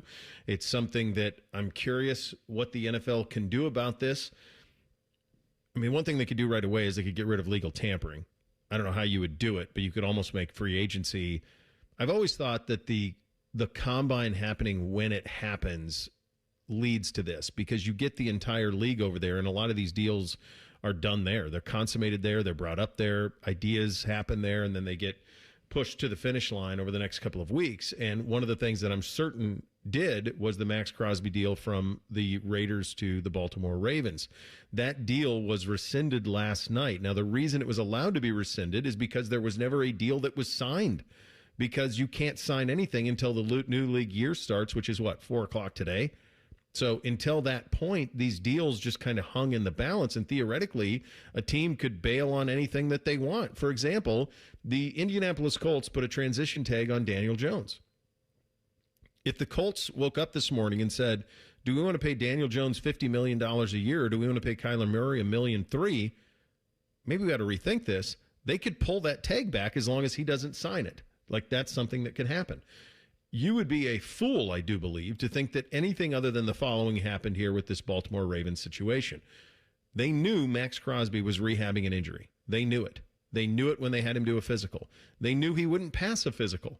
They knew that he was on track for his injury to be on track to play at the beginning of next season, that everything is going as scheduled. But they also knew he wouldn't pass a physical. The information that comes out over the weekend all of a sudden becomes, actually, we could have Trey Hendrickson for less, and we don't have to give out first-round picks. This is a franchise who's never given away their first-round picks. They gave away 2 of them to acquire Max Crosby, and then you have a massive cap hit with Max Crosby. You do not have that with Trey Hendrickson. Trey Hendrickson's market was not as robust as probably he thought, and probably not as robust as the Ravens thought. In fact, Diana Rossini reporting this morning that Trey Hendrickson was set to sign with the Indianapolis Colts until this Crosby thing happened, and then he flipped to Baltimore. Because, of course, why? Spite. Spite's pretty powerful. So now you go to a better team in your division, stick it to the Brown family on a regular basis for the way that they've handled the last couple of years. What can the NFL do about this? I don't know. I do know this. 31 NFL owners are going to want answers, because this is bad form on the Ravens in a big, big way.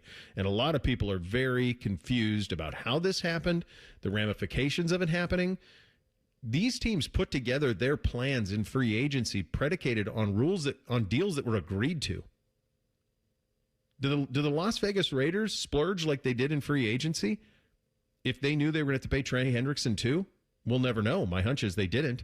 Did the Las Vegas Raiders go into free agency with the idea they were picking number 1 overall, and I think what's Baltimore's pick, 14? We're going to have 2 1s, so we can address, we're going to get Mendoza at 1, and then we're going to get some help at 14. And by the way, this is a really good defensive end draft. Yeah, of course. Well, now that's all out the window, and legally there's nothing you can do about any of it. No one's ever going to deal with Baltimore again. Never. But beyond that, does the NFL have any ground to stand on, and how do they make sure this never happens again? I wonder if you're Baltimore, you have to know that the reaction's going to be horrible to what you did, because what you did was really bad. But I think the hubris is there, because they've never done it before, where they've sent a first-round pick for a veteran player. It's never happened in their 31-year history. My guess is they're thinking to themselves, yeah, we'll be all right. 31 years we hadn't had to do this. We did it only because we thought it would give us a Super Bowl, but we found something that we think could be just as good. And we got to keep our picks. I keep thinking in this whole situation, like all of the deals the Raiders agreed to. $280 million in new money. You know, in good faith that this was going to happen. And it sounds like the Raiders say they're going to honor all of those deals regardless. But still, this just... It's not right or fair, I believe, to the Raiders for the Ravens to do this. And then I also think of Max Crosby. Like, not very fair for him either. Like, he was trying to get out of this organization. He wanted to go. And maybe there still will be a trade that the Raiders can work out. But What if there isn't because all these other teams made other plans already? That's a great point. Yeah. And signed guys in free agency and whatnot. And I just think I'm usually not the biggest pro player guy.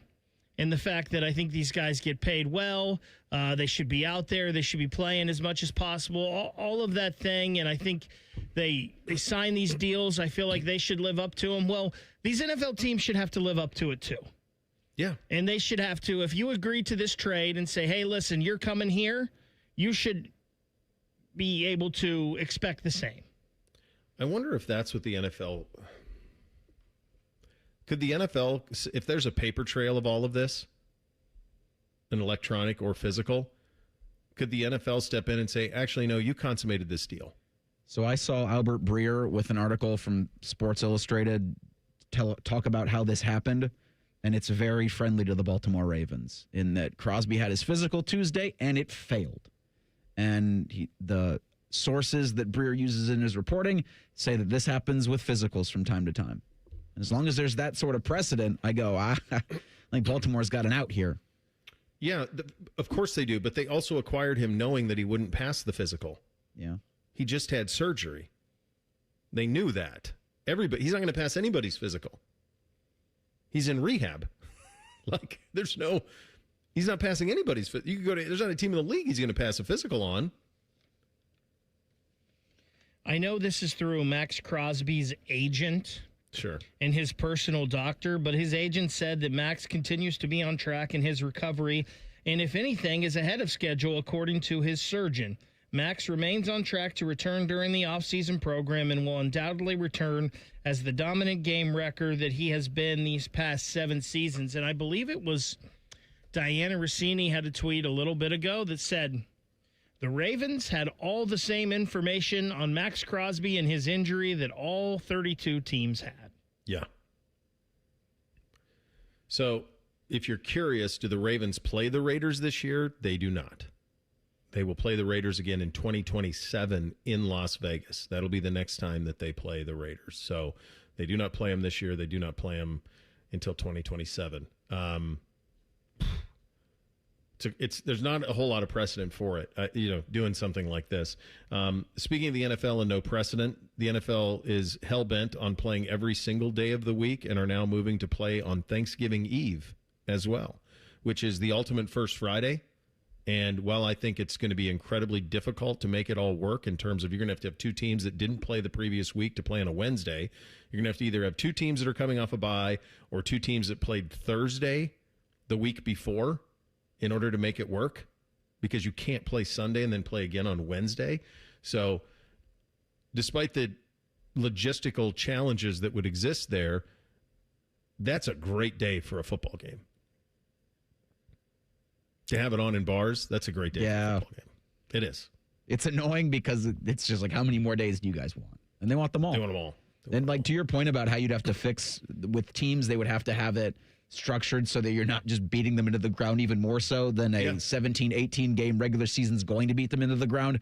Maybe this is where the NFL punishes the Ravens and just makes them play on the short schedule, or makes the Ravens go to like 3 different international games. Because I keep trying to think there's no the Ravens are going to get away with this because they're just going to keep pointing to the physical, and we're all going to sit here and be like, that's complete BS. You can't just say that you had different information than the teams. You can't just lean on our physical, our medical staff is going to rule differently than 31 other medical staffs. This can't happen, and it's going to. Player safety, but we've got games on every day of the week. We are a one-stop shop. Yeah, so fascinating to see how this shakes out throughout the rest of the afternoon. Jake Trotter going to join us in 2 minutes. Bishop and Friends right here on The Fan. Columbus, it's time to gear up. The Open Season Sportsman's Expo presented by Progressive in Can-Am returns March 20th through 22nd at the Ohio Expo Center. Bring the family to see Twiggy the water skiing squirrel. Shop hundreds of exhibitors and get hands-on with the latest hunting gear, equipment, outfitters, and land management. Learn from expert seminar speakers and bring your buck for the Trophy Deer Contest with more ways to win big. Fueled by Toyota, the official truck, and Tacticam, the official cell camera of the Open Season Sportsman's Expo. Get discounted tickets now at OpenSeasonSportsman'sExpo.com. At Newman Roofing, we believe every detail matters, which is why we have over 1,000 five-star Google reviews from families all across Central Ohio who have put their trust in Newman Roofing for their roofing, siding, and gutter projects. Call 614-NEW-ROOF or visit newmanroofing.com today. Hey, what's up? It's T-Bone. If your garage floor has stains, cracks, or even the dreaded bad epoxy job, maybe one you tried to do yourself, maybe one you paid for and it didn't work out, it can make your entire garage look bad. Let's be honest about it. And maybe those botched garage floor coatings that you've had in the past have put you off of ever getting it fixed. Well, my friends, let me tell you, the people at Comer & Cross Concrete Floor Coatings want you to know there is a fix out there. They can make your garage floor gleaming, glistening, look like a new car showroom. You call Comer & Cross at 1-800-NEW-FLOOR, and they will come out with their pros, no subcontractors, and install a gleaming new Comer & Cross garage floor in just one day. Yeah, this floor is guaranteed to never chip, crack, or even show tire lift like epoxy or paint can. Never going to have that problem with Comer & Cross. Call them today, 1-800-NEW-FLOOR. It's that easy. 1-800-NEW-FLOOR, or you go to comercross.com. That's COMER cross.com. Get a new garage floor with Comer & Cross Concrete Floor Coatings today. Hey, it's Bobby Carpenter. Score big at Germain Toyota of Columbus and drive home in the 2026 Toyota Tundra for 2.99% APR for up to 72 months and $1,000 in Toyota financial cash. Germain Toyota of Columbus on the corner of I-70 and Bryce Road or online at germaintoyota.net. All your favorite fan shows are available when you want them. Head to 971thefan.com and hit that subscribe button. The Fan, Ohio sports destination. Let me introduce you to a man with a magnificent salt and pepper beard. A man who's currently roasting lamb on a spit. A man who runs the Rocky River Greek Festival. That man is Jake Trotter. Indeed it is, and he joins on the Brian Heating Cooling Systems Fan Guest Hotline. You covered the league daily for a while. What do you make of what Baltimore just pulled here? Timeline looks shady, Bo. Sure does. I think that I was actually texting with some different people in the league this morning and last night about it, and it seems like the consensus is we don't know for sure. We haven't seen the medical, reports that the Ravens completed that led them to rescind the trade, but given the timeline, how quickly they moved on to Trey Hendrickson, it just seems like they got cold feet about the assets they were giving up, 2 first-rounders, and had the opportunity to get a comparable player, a couple of years older, but I think Max Crosby is slightly better than Hendrickson, sure. But comparable player, keep your 2 first-round picks, including the 14th pick in this draft, and move on. Man, the Raiders, that is a hit for them because they've gone through free agency as if that's right, don't have Max Crosby on their books. Now they do have him. And even if you think that the Ravens were operating shadily, I don't know that they're going to be able to quickly move Max Crosby now. And they're certainly not going to get 2 first-round picks. You think they're going to get 1 first-round pick now? Maybe. Yeah. Do you think really, the league, really tough for the Raiders. Is there anything the league can do here?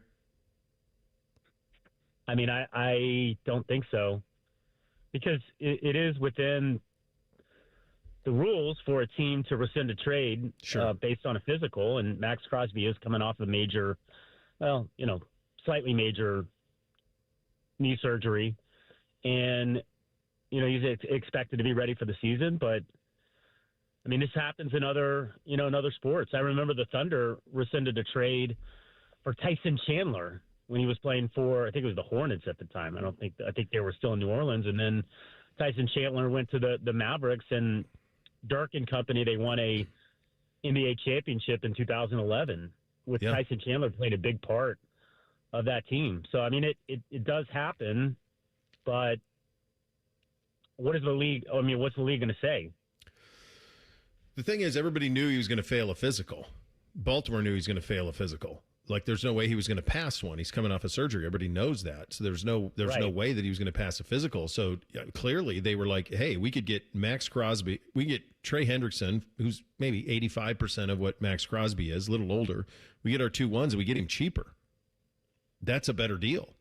I mean, that's clearly what happened. The one thing that the consensus I got last night, just talking to folks who have been around the league for a long time, was okay, but they better not sign Trey Hendrickson tomorrow.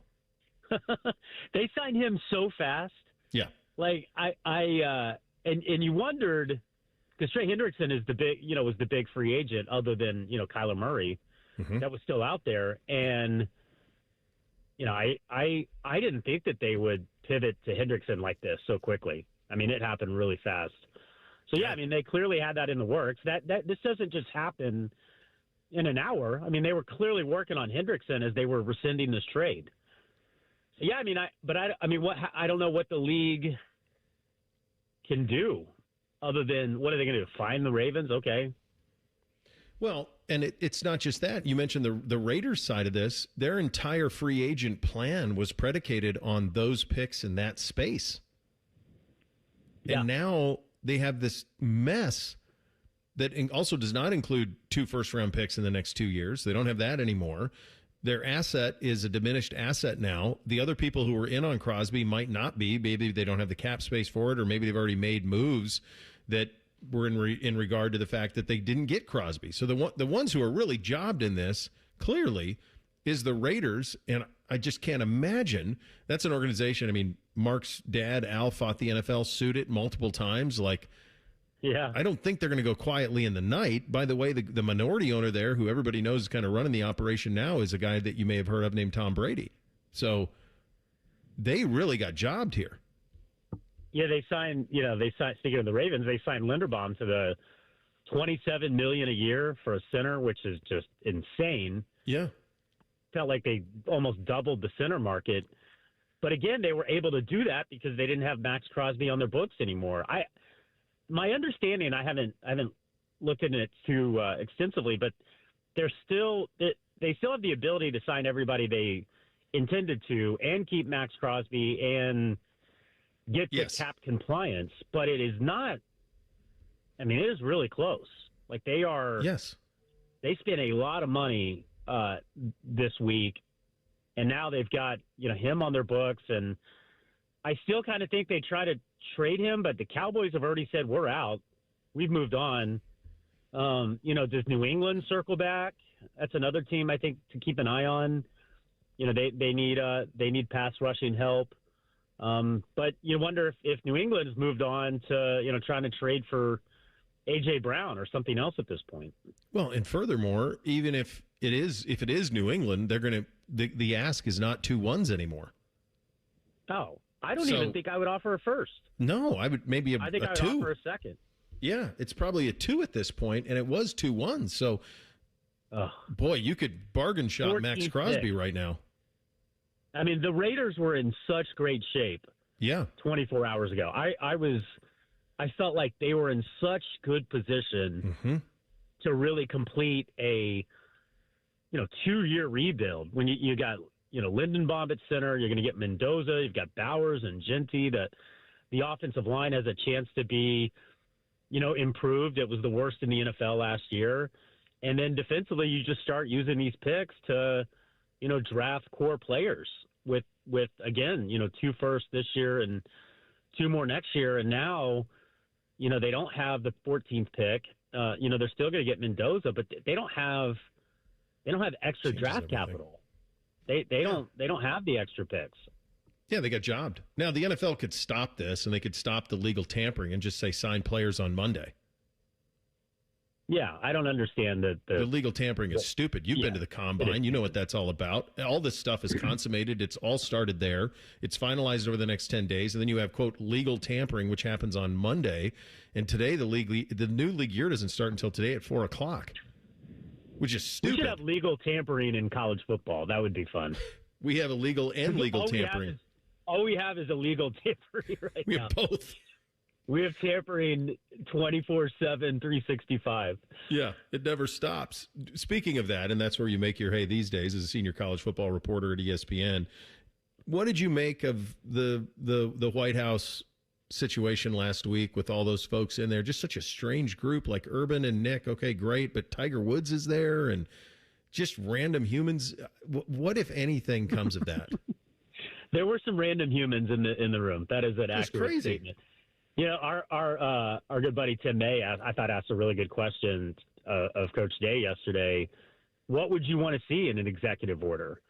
And Ryan wasn't specific, but he did say, "Listen, we have no structure, and nobody follows the rules.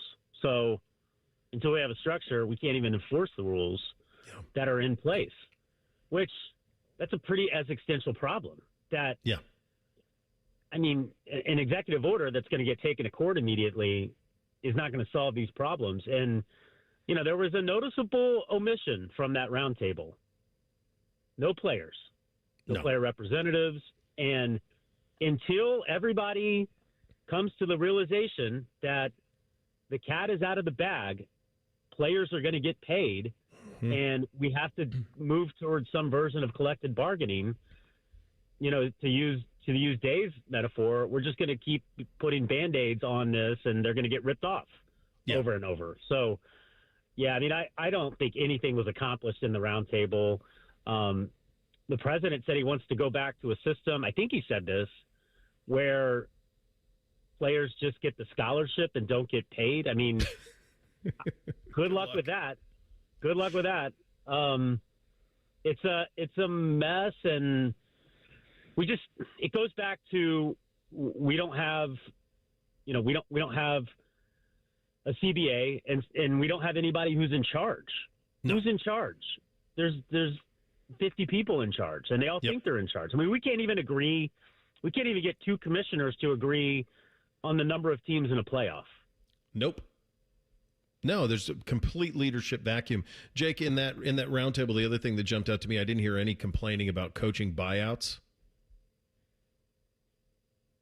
Yeah, well, that was absent too. The other thing that the people in that room, and I think coaches or people that are, you can't compare the system today to what it was 25 years ago. No, because 25 years ago, coaches were not making $20 million a year. Right. I mean, Matt Patricia, he's worth every dime he makes, but he's making more than head coaches were making, 20 years ago? Absolutely. I remember when Bobby Bowden got to 3. Bobby Bowden got to 3. It was a big deal. Yeah.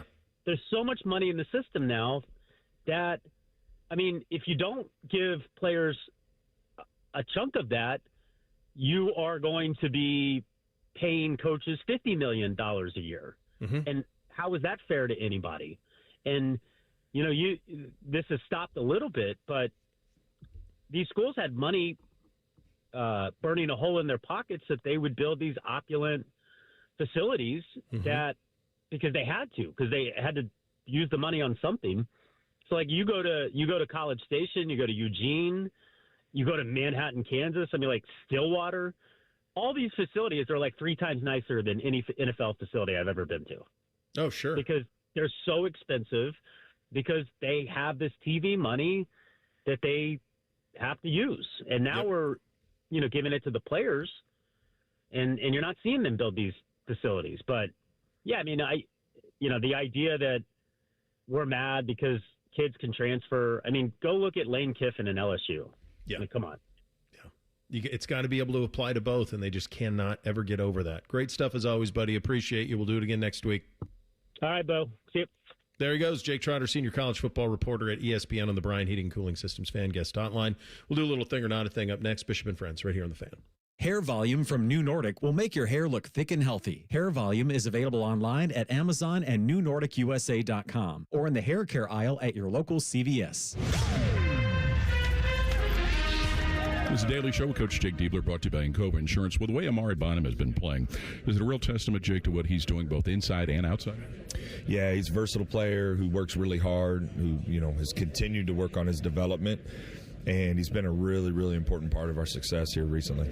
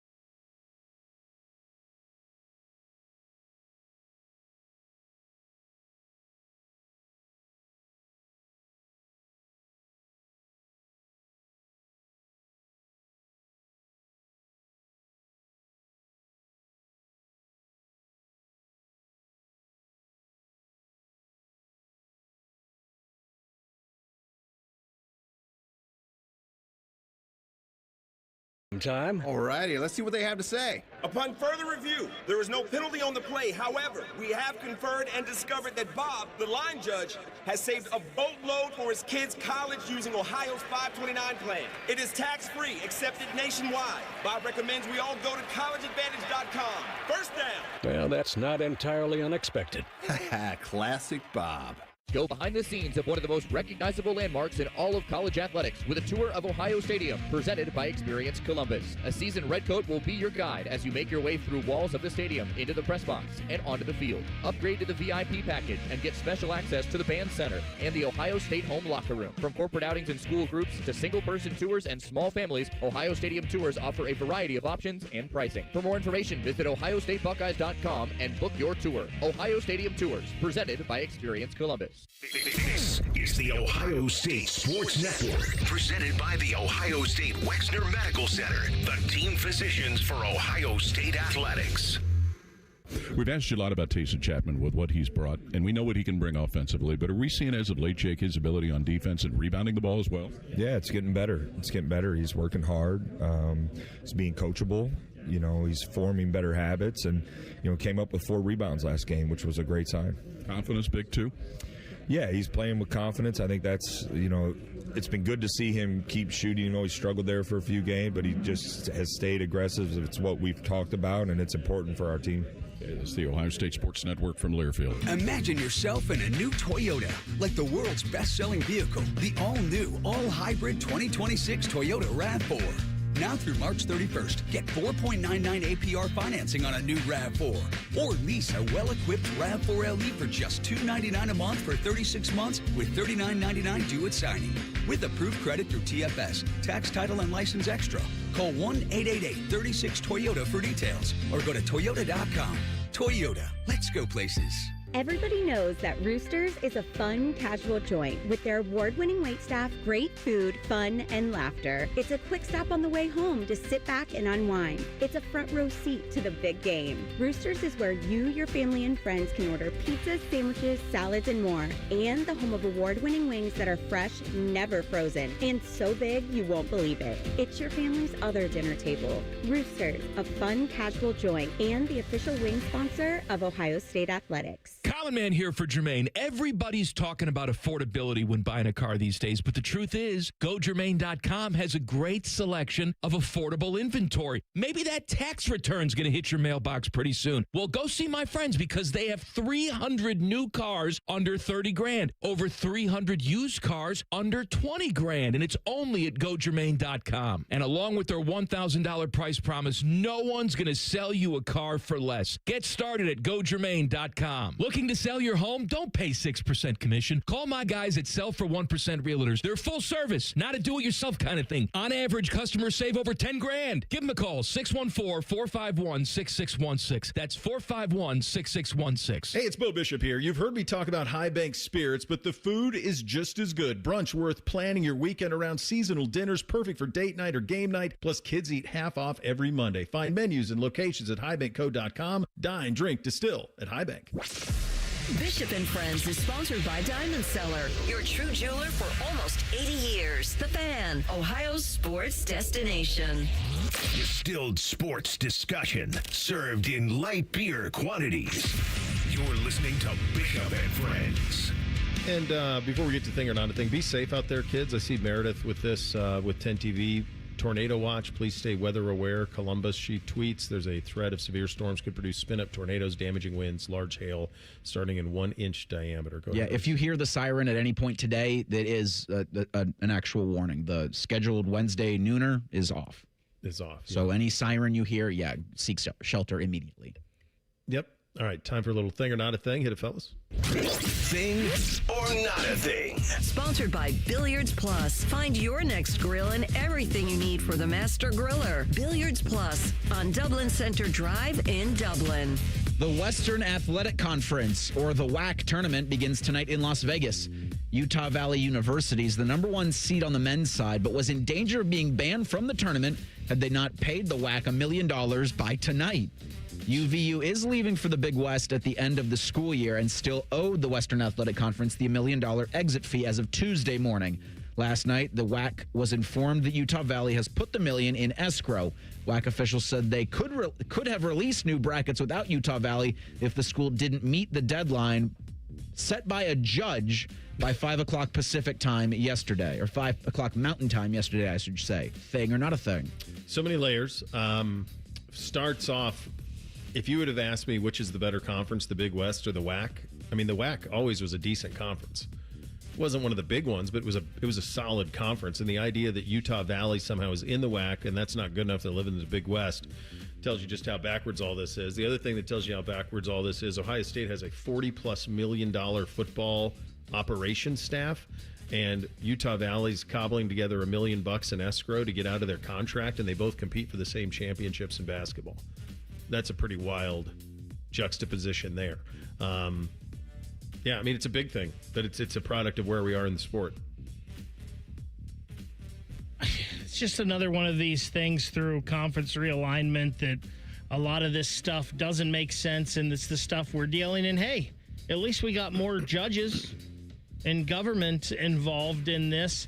I wonder like why the money was sitting in an escrow and why they just didn't pay it if they had to. I wonder like what's going on their part here with this, that they're, if you know you have to pay it, why aren't you paying it? And it's just all kinds of weird things with this. That type of money, it typically would go that way, I think, Bake, when you're talking about $1 million, like an in-between. So, but why didn't it get pushed over to them then? Maybe it has by today. Yeah, I think at this point it probably has. It's just they just needed it to go there to be able to say, oh, they got it. Kind of like when you when you agree to terms on a guaranteed contract with a player, like you have to be able to put that money in escrow. Same thing here. Because I think the conference got a judge involved, and so with lawyers, I think that was how they felt best to go about it. But the fact that we're dealing with this is kind of insane. You know, I'm all for more court cases in sports. Look, those billable hours, that's the best thing you can have right now. Rowdy Ronda Rousey is set to fight Gina Carano on May 16th at the Intuit Dome in Los Angeles. Rousey told reporters at a media event in Los Angeles Tuesday, quote, "This is the biggest fight in MMA right now. There are no two people in this sport with more international name recognition than me and Gina, except Conor McGregor, but no one is going to sanction that," end quote. The 44-year-old Carano hasn't fought since 2009. The 39-year-old Rousey last competed in 2016 before having 2 kids. Their fight on Netflix is being promoted by Jake Paul's Most Valuable Promotions and will also have former UFC heavyweight champion Francis Ngannou on the card. He's not fighting either of the 2 women. Thing or not a thing? Thank God. I mean, she's right. I don't follow MMA. I know who both of these women are. Used to have a little bit of a crush on Gina Carano. I'll tell you what, at 44, yeah, she's done well. Still. Yeah. Yeah, beautiful. I'm a man. I'm 40. Both these two were certainly pillars of the sport, too, at a time. And there was a time when Rousey was the biggest ticket there was in MMA. So, and then she do WWE? And that didn't work out well because she wasn't good on the mic. Is that kind of the review of that? And I think it would have worked because she was enough of a draw with her name. I just think she had other things she wanted to do. One of them going and being a mom. And yeah. I have no interest in watching this, but I think a lot of the things that she says are accurate, where they probably do have the 2 biggest name recognitions. So I do pay attention to MMA a lot, and I don't want to see this fight at all. Yeah. Because Gina Carano was somebody who was kind of ahead of her time, kind of a pioneer in women's MMA. But I don't think she was that good. She was good because not a lot of women were doing it, but once more women got into the sport, she took off to acting. One, because you could make more money, but also I don't think she could keep up. And that kind of happened to Ronda Rousey at the end. Ronda Rousey was a judo Olympic champion, but then when women's MMA got better, she got beat pretty bad at the end. And there's no part of me that wants to see this fight, quite frankly. No. John Jones versus Alex Pereira, if they could have got that to happen at this White House card, now that's the biggest fight in MMA. It's not this fight. Nobody cares. If this was the biggest fight in MMA, Dana White would have made it happen. I don't think she was saying it's the biggest fight, I think what she's saying, they have the most name recognition. Well, and I do think that part's true. I think people outside of people who follow MMA the way you do know who these 2 women are. I mean, she was on The Mandalorian. Carano was on The Mandalorian for 2 years. I mean, the beginning of her statement is, this is the biggest fight in MMA right now. So that's not... I don't think that's true. I would say for people who don't follow MMA, it might be, if that makes sense. So this will be Saturday, May 16th, just to put a bow on it. And if you've got Netflix, won't you just pop in to see, like... I won't. What's going to happen with this? I think there's more of a chance I pop into Mike Tyson, Floyd Mayweather than this. That's also going to be Netflixer? Yeah, I believe so. Jeez, just get old people and have them fight? Like, why do we want to see old people fight all the time? I don't know who thinks it's I mean, they're going to make... The old people you mentioned are going to make millions off of this. Maybe, I guess. The Netflix thing's interesting, though, because they have a subscription model, so it's not pay-per-view. So I wonder how they decide what part of that they get. Well, I don't know how this goes through Jake Paul's promotion, but Jake Paul is paying these people, and then it's probably all the advertising. And I'm guessing Netflix is paying them for content. Yeah. Yeah, I'm wondering because, in the old days, you'd make all the money on the pay-per-view buy. That's how Floyd got so much of it. Final hour of the program coming up next. Scoonie Penn at 11:30 as the Buckeyes get ready to embark on their run through the Big Ten tournament tomorrow. We kick it off with a little bit of Hey Guys. We finish with your officially endorsed Bishop and Friends right here on The Fan. We've been your Jackets flagship station since day one. All the goals, all the action, all the memories. Your home for the Columbus Blue Jackets, the Fan, Ohio sports destination. Welcome to Tire Discounters. Oh, hiya, Phantom. Mike, you may be in big trouble with Chip Wood. Our owner? Free oil changes along with alignment? On any four-tire purchase. And Goodyear's up to $160 off? Yeah. Sorry, Mike, but I'm telling. But the Wood family is behind all this. Oh, those rascals. But don't tell the accountants. Of course not. And what do they do again? Buy any set of 4 tires at Tire Discounters and get a free alignment and oil change. Make them Goodyears and save up to $160 more. See store for details. Care Heating and Cooling. Honest technicians, honest pricing. Call 1-800-COOLING. Imagine this. You're charging through untamed trails, wind whipping by, owning every twist. That's the 2025 Ford Bronco calling your name. Score 4.9% APR for 60 months, $2,500 retail cash, and up to $3,000 if ditching your Jeep. With unstoppable power and go-anywhere grit, why settle for ordinary? Capital Ford of Columbus has your back for any credit. Pre-approve online in a flash. Rush to Capital Ford of Columbus in Whitehall today or visit capitalfordofcolumbus.com. I'm John Morgan of Morgan & Morgan. Our firm handles hundreds of crash cases involving semi-trucks every year. A crash case involving semis is much different, and if you don't know what you're doing, you can leave lots of money on the table. Many times there is separate insurance for the cab and for the trailer. Sometimes there are actually layers of other insurances and excess insurance that some lawyers may not know about because they don't see that many cases. We see these cases every day. Also, there are federal laws governing the hours a driver may drive in a 24-hour period and logs that are required. A crash case involving a semi-truck is a totally different animal than a simple car crash. We have lawyers who only handle these cases. It's all they do. Rolling the dice with the wrong law firm can be disastrous. Call us on your cell phone at Pound Law, pound 529. It's so easy. Injured? Dial Pound Law. Morgan & Morgan, Ohio office located at 600 Vine Street, Cincinnati. Prior results do not guarantee a similar outcome. With Aetna, I always get a quick answer, and I don't have to search on the internet. They go above and beyond to help me with whatever I need.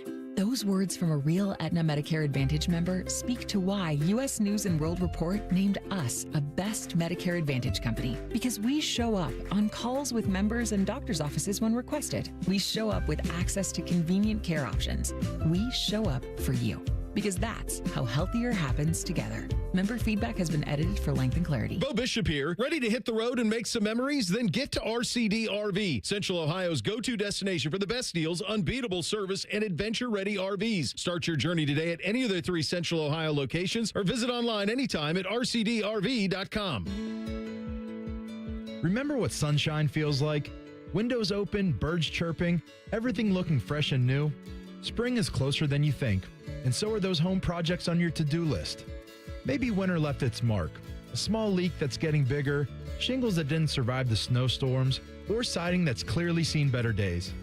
Whatever your home is facing, our team of professionals at Newman Roofing are here to help. For more than 34 years, Newman Roofing has been helping homeowners protect what matters most. From your first phone call, you'll notice the difference. Passionate and committed people who care about doing the job right. And with over 1,000 5-star Google reviews, you don't have to take our word for it. If your roof, siding, or gutters need attention, call the family company you can trust, Newman Roofing. Call Newman Roofing today at 614-NEW-ROOF or visit online at newmanroofing.com. Don't just get a new roof this spring, get a Newman roof. Broadcasting live from the McDaniel GM Superstore Studios. Driving excellence since 1916. Chevrolet. Together, let's drive. WBNS HD1 Columbus. Good morning. I'm Eric Reeser. Trey Hendrickson staying in the AFC North. The NFL's leading sack getter in 2024 will sign a 4-year deal worth $112 million with the Baltimore Ravens when the new league year begins today at 4 o'clock. Baltimore pulled out on the deal for Max Crosby after a failed physical Tuesday night. The Ravens had agreed to send 2 first-round picks to Las Vegas in exchange for the 28-year-old Crosby. In other news, ESPN says the NFL is exploring the possibility of playing a game the day before Thanksgiving that could come as early as this year on Wednesday, November 25th. The league plays games on Thanksgiving and Black Friday. In college hoops, the Big Ten tournament continues today in Chicago. Maryland plays Iowa at noon at the United Center. Winner gets Ohio State tomorrow at noon in the third round. And the Blue Jackets are off on Wednesday. They'll skate tomorrow in Sunrise against the Florida Panthers. This update is sponsored by Germain Toyota. For unbeatable service and sales, visit Germain Toyota on the corner of I-70 and Bryce Road or online at germaintoyota.net. Bo knows many people. He talks to the interesting ones on this show. This is Bishop and Friends. All right, final hour here on a First Friday. Severe weather out there, guys. Be careful. The Wednesday noon tornado sirens canceled, so if you hear one, that's a real one. So be aware of that and kind of pay attention to everything that's going on. If anything elevates, we will keep you locked into it here. Time for a little Hey Guys. Hit it, fellas. Nothing is off limits. Your participation is required. Just use the hashtag #HeyGuys and ask anything you want. Do it now. Sponsored by High Bank Distillery Co. Great food, award-winning drinks, and something for everyone in the family. Dine, drink, distill at High Bank. All right, so we got a bunch in the YouTube chat as we always do. So we appreciate you sending them in as you get them into your head. Also at 971-BFS, we'll take your Hey Guys throughout the segment. We'll start with one from Alfonso, who in light of the Ravens-Raiders Max Crosby deal that wasn't, asks, hey guys, listen, I think if a team backs out of a trade after they traded for that player, then they should not be allowed to trade for 20 years. Take that, SMU. That would discourage it quite a bit. 20 years, no trades.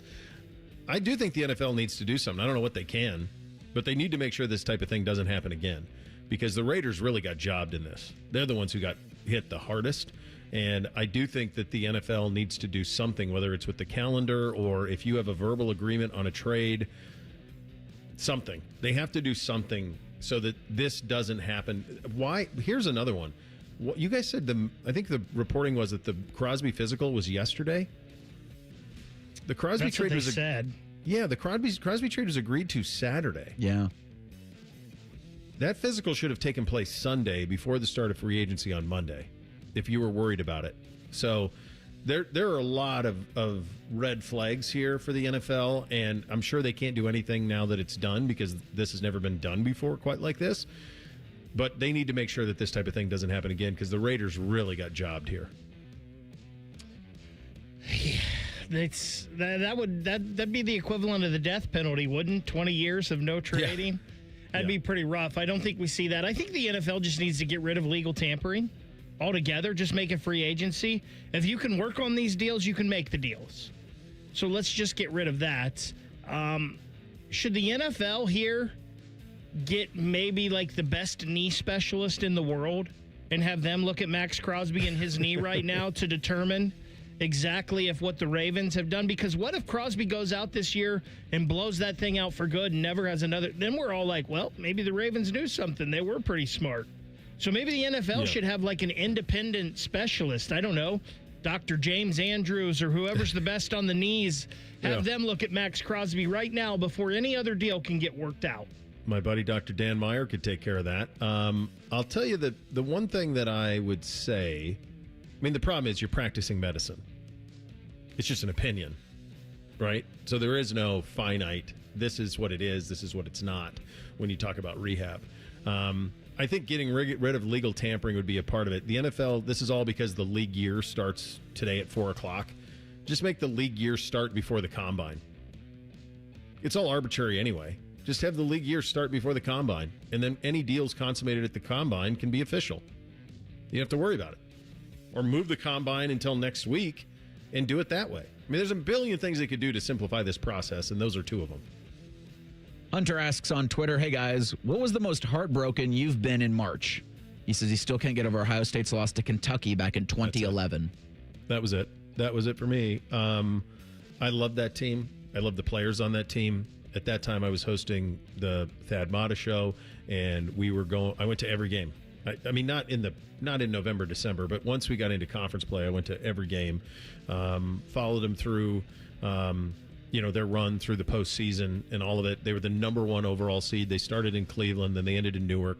I remember when the brackets came out and Gene Smith was on the selection. He was a selection committee chair that year. I remember thinking the only kryptonite that team had was length. And you looked at the bracket that they were in, and they were the number 1 overall seed. Kentucky and Carolina were in their bracket, and they both had massive size advantages over the Buckeyes, and that they would be very difficult matchups for Ohio State, both of them, Kentucky or North Carolina. And that team, that was really its only Achilles heel. Everything else they did incredibly well. And you think about like Diebler and Leidy and what those guys were all about, not just as basketball players, but as humans. And Brandon Knight hit a hell of a shot in the lane, and William Buford just missed one that would have won it. But that's the one to me that was, you're just sick to your stomach on that one. To me, it'll always be 1992. Mm-hmm. Losing to the Fab Five, you'd beat them twice in the regular season. Would have set up a heck of a matchup in the Final Four against Cincinnati. How good would that have been?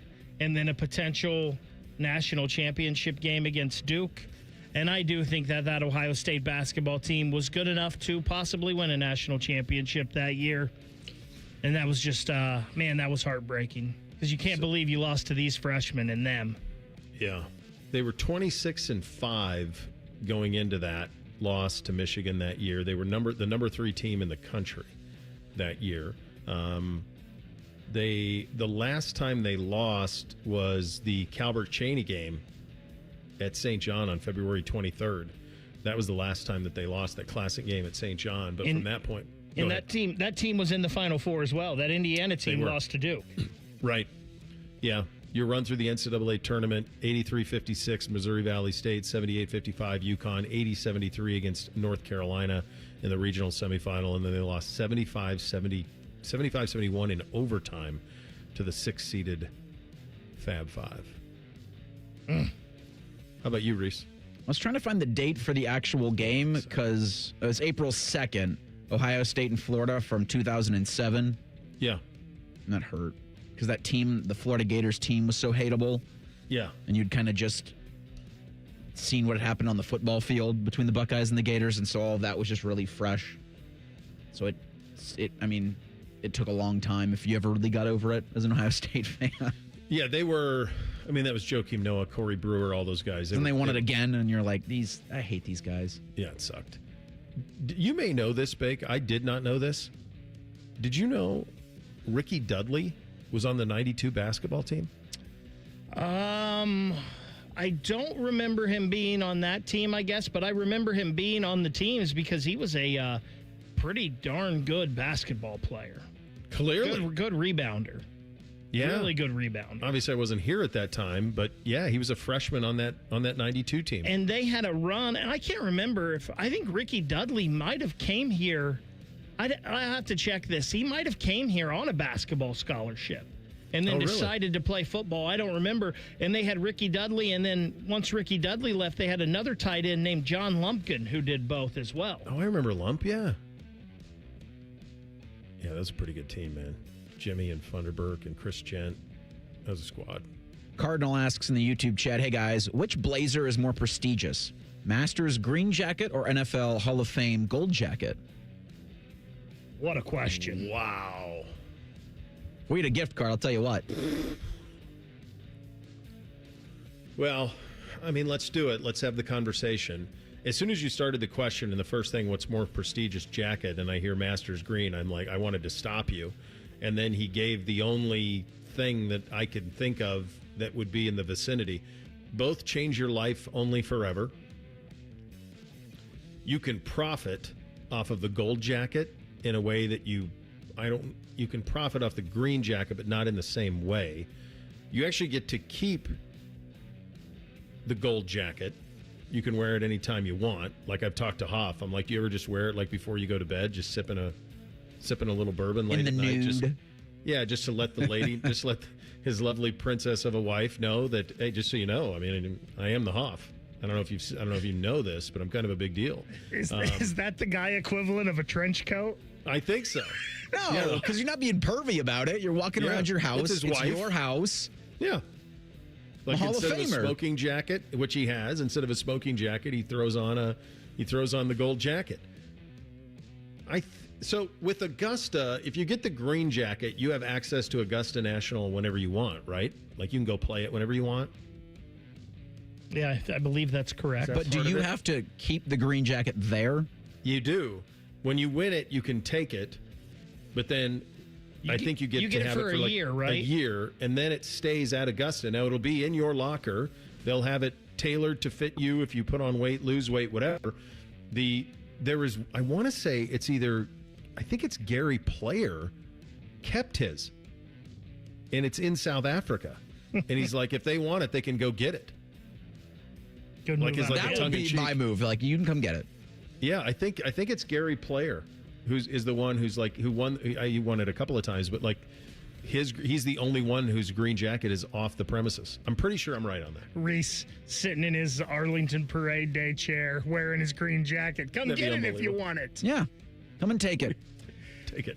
Guys, I think this is such a great question, but I think it's the green jacket for a couple reasons. There are less people that have won the green jacket than people that have the Hall of Fame jacket. Fair. And also, I feel like you get to enjoy the green jacket in the moment of your performance.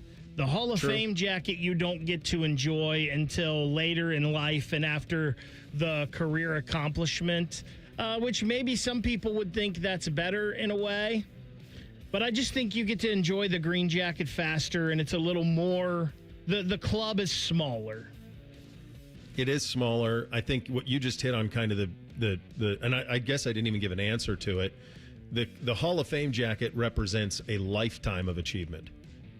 The green jacket represents a weekend. Now, there's a lifetime that led up to it, but it represents one moment, whereas the gold jacket represents a lifetime of moments. That's a great question. I still don't even know what my answer would be. I really don't know. That's very, very difficult. That's a tough one.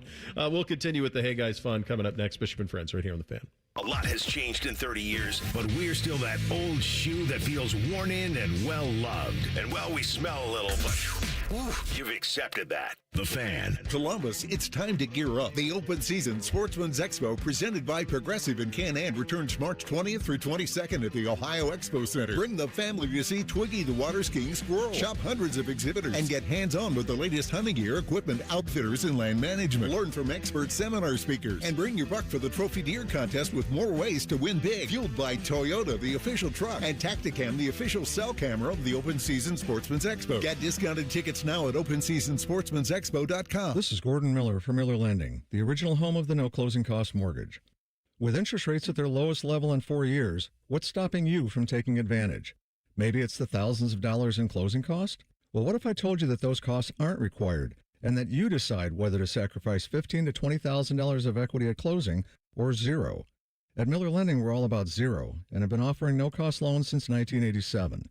With no title closing or origination fees, imagine having the freedom to refinance any time a lower rate becomes available or a need arises.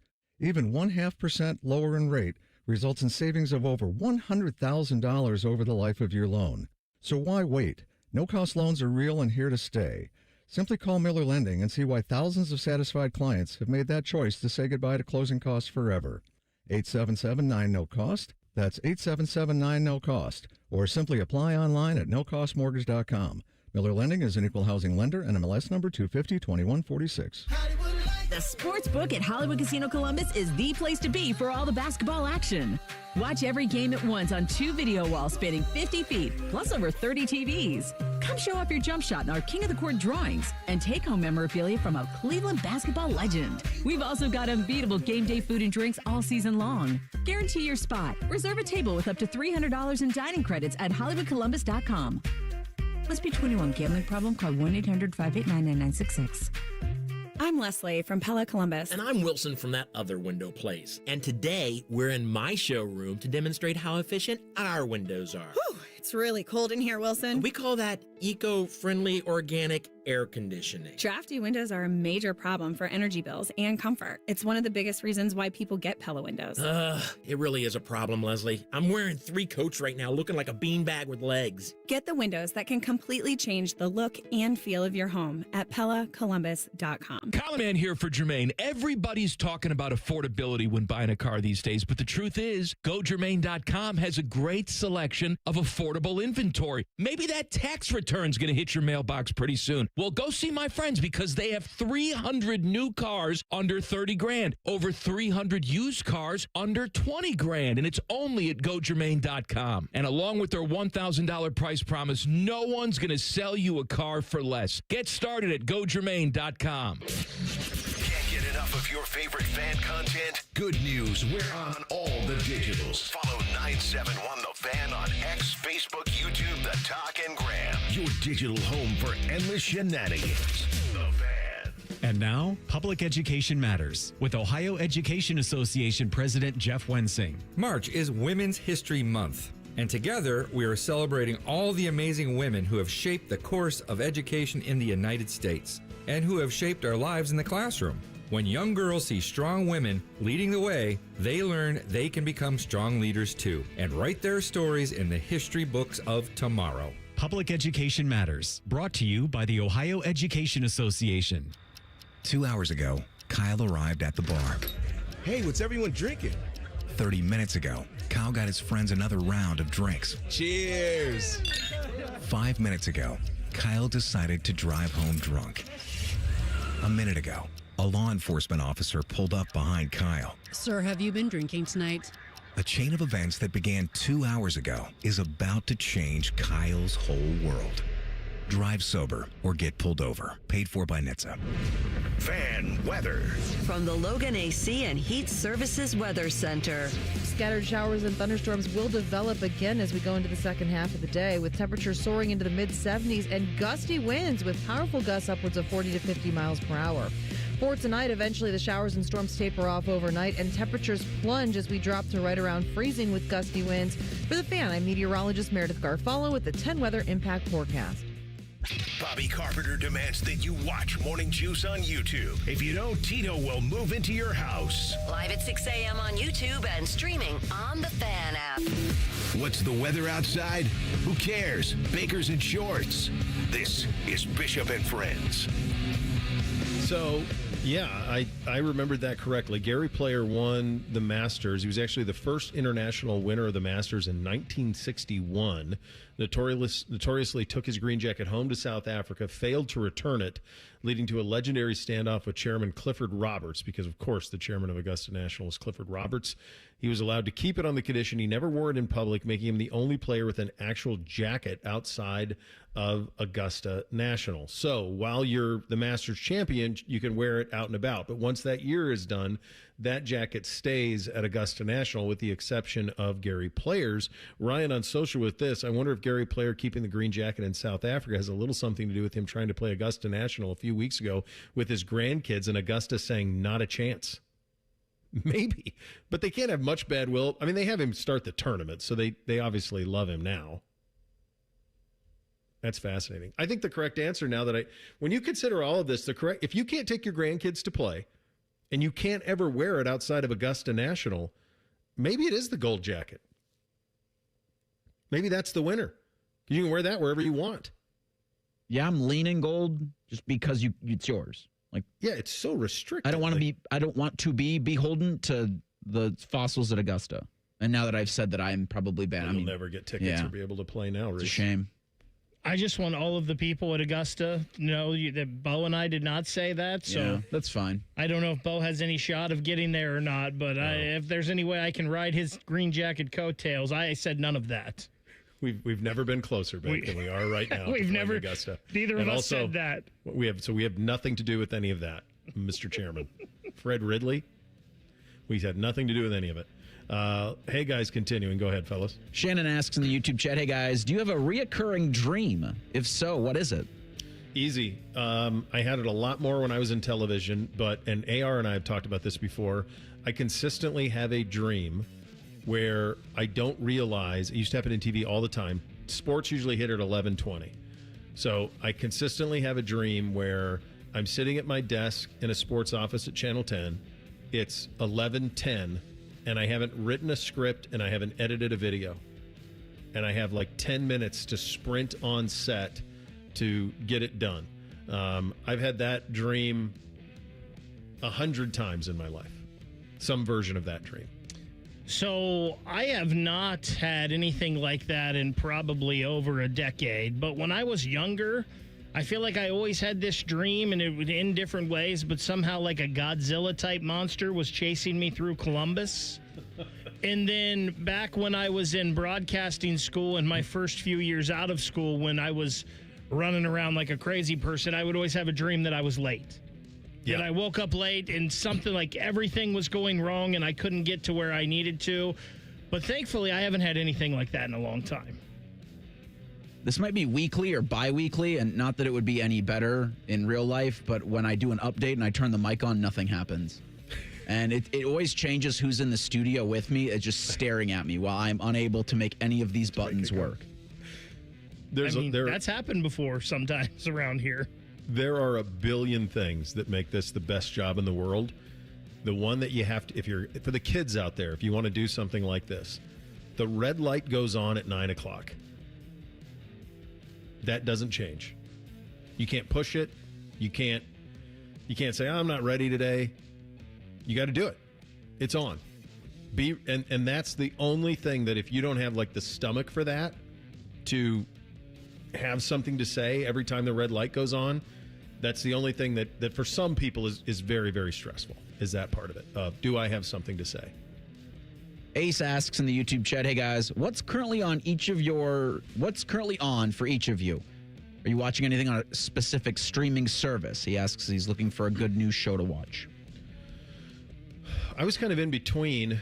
I did, as I mentioned on Monday's show, or Tuesday, maybe it was yesterday, I did mention that I watched much of the first season of Ted Lasso on the plane, so I wanted to put a ribbon on the first season of that, and I thought it really delivered on every front. I'm 6 years late to that, so acknowledging that. I mentioned this last week rather. I'll tell you one that the wife and I really enjoyed. We watched the first 2 episodes of it, and we'll get probably back into it tonight, is the JFK Jr. love story thing. Not that I've always been fascinated by the Kennedys and kind of the tragedy that has surrounded them for much of their existence, but also from the standpoint of I was in college at that time, and you had the loss of JFK and Princess Diana, and they were kind of 2 larger-than-life tabloid figures that happened around the same time, and it's all anyone was talking about were when those 2 things happened. I remember vividly where I was on both of them. So, and they did a really good job with it. And there's a lot of Easter eggs. If you're a man in your 40 or a woman in your 40, there's stuff in there that you will remember when it happened, how big of a deal it all was. So that's one that we're kind of enjoying. There's so much great stuff out there. It's almost a maximum overload of content. It's hard to even know where to begin. I feel like right now with Jackets and March Madness and Buckeye basketball, and there's just too much. At the request, or maybe more the demand of Uncle Bo, I started to watch The Sopranos, but we're still stuck 6 episodes in because there just hasn't been any time. There's been too much going on right now, so jealous. I gotta get back into that. But it's not happening in the next couple weeks. No. What happened the last episode you watched? He was with his daughter on a college visit, and he ran into the one guy from his past. That's the episode that most people credit with when The Sopranos took off. Yeah, because it's been kind of slow till then. I warned you that it would be. Yeah. But that it gets off to a little bit of a slow start, but that once that episode happens, it's pedal to metal the rest of the way. I got a couple on Hulu. 1,000 Blows is really good, done by the same people that did Peaky Blinders. The Beauty, Ashton. What's it about? What's 1,000 Blows? So about? 1,000 Blows is back in I think it's 17 or 1800s. It's not. It's London, like the East End of London. A Jamaican refugee starts boxing. Is really good at boxing. Kind of navigates London's boxing underworld. And on the west side of the city, like they're trying to establish boxing. Okay. And there's a bunch of criminal elements. And I forget his name, but he was, I can't even remember the character he was in, Boardwalk Empire. He was Scarface, the mobster's name. Adrian Brody calls him a fat blank in Peaky Blinders. Al Capone. The actor who plays Al Capone in Boardwalk Empire is in 1,000 Blows. Oh, my gosh. And he's great. He's in a bunch of stuff, too, and I can't remember his name for the life of me. It's going to drive me nuts. Snatch. Yes. Yes, he is. Tommy. He's a similar character in 1,000 Blows. Yeah. The Beauty's really good. Stephen Graham. Yes. Yeah. He was in a Netflix thing that did really well in the awards season, too. But The Beauty on Netflix, or on Hulu, Ashton Kutcher's great as an unhinged billionaire. And then The Pit on HBO is terrific. They're in Pittsburgh, if you didn't know. Yep. And they belabor that point a lot. Sticking with the YouTube chat, Phil asks, hey, guys, you wake up stranded on an island. You have to survive 7 days before rescue arrives. Pick one person from the station, one tool or item, and one weapon for your best chance to survive the week. Well, I mean, I can't take Schleg's anymore because he's not. It should be everybody's answer. I mean, I did a segment called Surviving with Schleg's where I would put him in the most absurd situations we could think of and say, how would you get out of it? That was literally how I pitched the premise. I pitched it to him on the Buckeye Cruise in 2020. I said, you come on once a week. Laurinaitis and I will put you in absurd situations, and then you won't know what the situations are, and you got to find your way out of it. And he would do it. It was unbelievable. I mean, I think the answer is Bob. He's the most physically fit. He's the strongest. I mean, I certainly grew up hunting. He grew up, kind of rural, so he would know how to do that. And then from a weapon standpoint, you would want a spear or knife or something like that was what you could do, because then you can build fires and you could hunt, you could handle all that stuff. What was the other thing that I need? It was a tool. Yep. Tool or weapon. Like, tool and weapons, so you get both. Can we get a solar-powered generator? That's a tool, isn't it? Give me I'll tell you what, give me a lighter and a sword or a knife, and I'm good to go. So I think a sneaky person at the radio station for this, and I could be wrong, but I just have a feeling a sneaky person for the guy you're going to want on your side is Greg. Because I think Greg lives, out on some rural area. He's got some chickens. I think Greg. That's a big boy. He's pretty ingenious. That's a pretty good job. I think that's sneaky. He can fix anything. But I think I'm going to choose you, Bo, because of the way you grew up. And you grew up in a rural area and hunting and all that. You've seen wild animals. You know what to do with them. Give me as my weapon a machete, because I can use that as a knife, with multiple purposes. I can clear brush with that. There's all kinds of things I can do with that. And then for a tool, I would think you would need like some kind of like flintstone or lighter to help give you fire. And I think Greg is a sneaky choice, though. I like that you went Greg. Yeah, I think the big brain on Greg would be very beneficial. Give me Tyvus, a flamethrower, and a samurai sword. We're not going to make it to the end of the week, but it's going to be fun as hell. You're going to have fun. Yep. Oh, my God.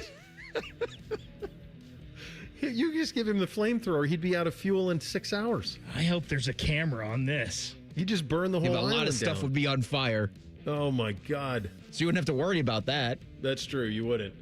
Oh, my God. That is great. All right. Scoonie Penn in 2 minutes. Bishop and Friends right here on The Fan. Hey, what's up? It's T-Bone. Tired of snoring? Dr. Mark Levy can help with a custom mouthpiece that opens your airway and stops the snoring. No mask, no noise. Call 1-800-MORE-SLEEP or visit sleepbettercolumbus.com today. Stop snoring. Sleep better. Live better. Hey there, friends. High Bank isn't just award-winning whiskey. They also make the best vodka in America. With 3 Central Ohio locations serving scratch-made food and craft cocktails, High Bank is perfect for date night, game day, or drinks with friends. Learn more at highbankco.com. Dine, drink, distill at High Bank. Care Heating and Cooling. When you need a company you can trust, call 1-800-COOLING. Thinking about buying your first home? Now, with Third Federal, you can buy your first home and pay no PMI. Hi, I'm Mark Stefanski, Chairman and CEO of Third Federal. Private mortgage insurance, or PMI, can cost thousands of dollars over the life of your loan. And you may not realize PMI doesn't protect you. It only protects the lender in case of default. But at Third Federal, you can buy a home with just 5% down and no PMI. Plus, first-time home buyers get $750 off of closing costs. So if you're thinking about buying your first home, go for it and visit thirdfederal.com. Even before you find a home, lock in 5.79% APR 5.82% on a 30-year fixed-rate purchase mortgage. Visit thirdfederal.com or call 1-800-3RD-FED today. APR reflects 15% down for $350,000 loan amount. Rate requires automatic payment program and is subject to change. Restrictions apply. See conditions for closing cost coupon at thirdfederal.com/FTHB. Equal housing lender. Hey, it's T-Bone again. Listen up. Sleep apnea doesn't have to rule your nights. Dr. Mark Levy's been treating snoring and sleep apnea for over 15 years with proven results. And now he has an office in Marysville. Call 1-800-MORE-SLEEP or go to sleepbettercolumbus.com. Stop snoring, sleep better, live better. Bishop and Friends is sponsored by Diamond Cellar, your true jeweler for almost 80 years. The Fan, Ohio's sports destination. Pull up a stool and ask the bartender for something neat, because Uncle Bo is on the radio. This is Bishop and Friends. Indeed, it is time to head out on the Bryan Heating Cooling Systems fan guest hotline for a little visit with our great friend 1212, the Hall of Famer, Scoonie Penn, joining us. What did you make of what Bam Adebayo did last night? Man, that was amazing. I mean, 83, 86 points was 83. Crazy. 83 was bananas. But like I watched ESPN, the way they were talking about it, I would never see him. Like, he would have been one of the guys that you would never see score 83 points. I thought it'd be KD or Steph or Harden or Shea. But for Bam to score 83 is unreal. A lot of criticism this morning on it, because that's where we are as a society, right? We can't just universally praise anyone. But the approach was pretty unique. I mean, Miami was fouling Washington up 30 to get possessions back.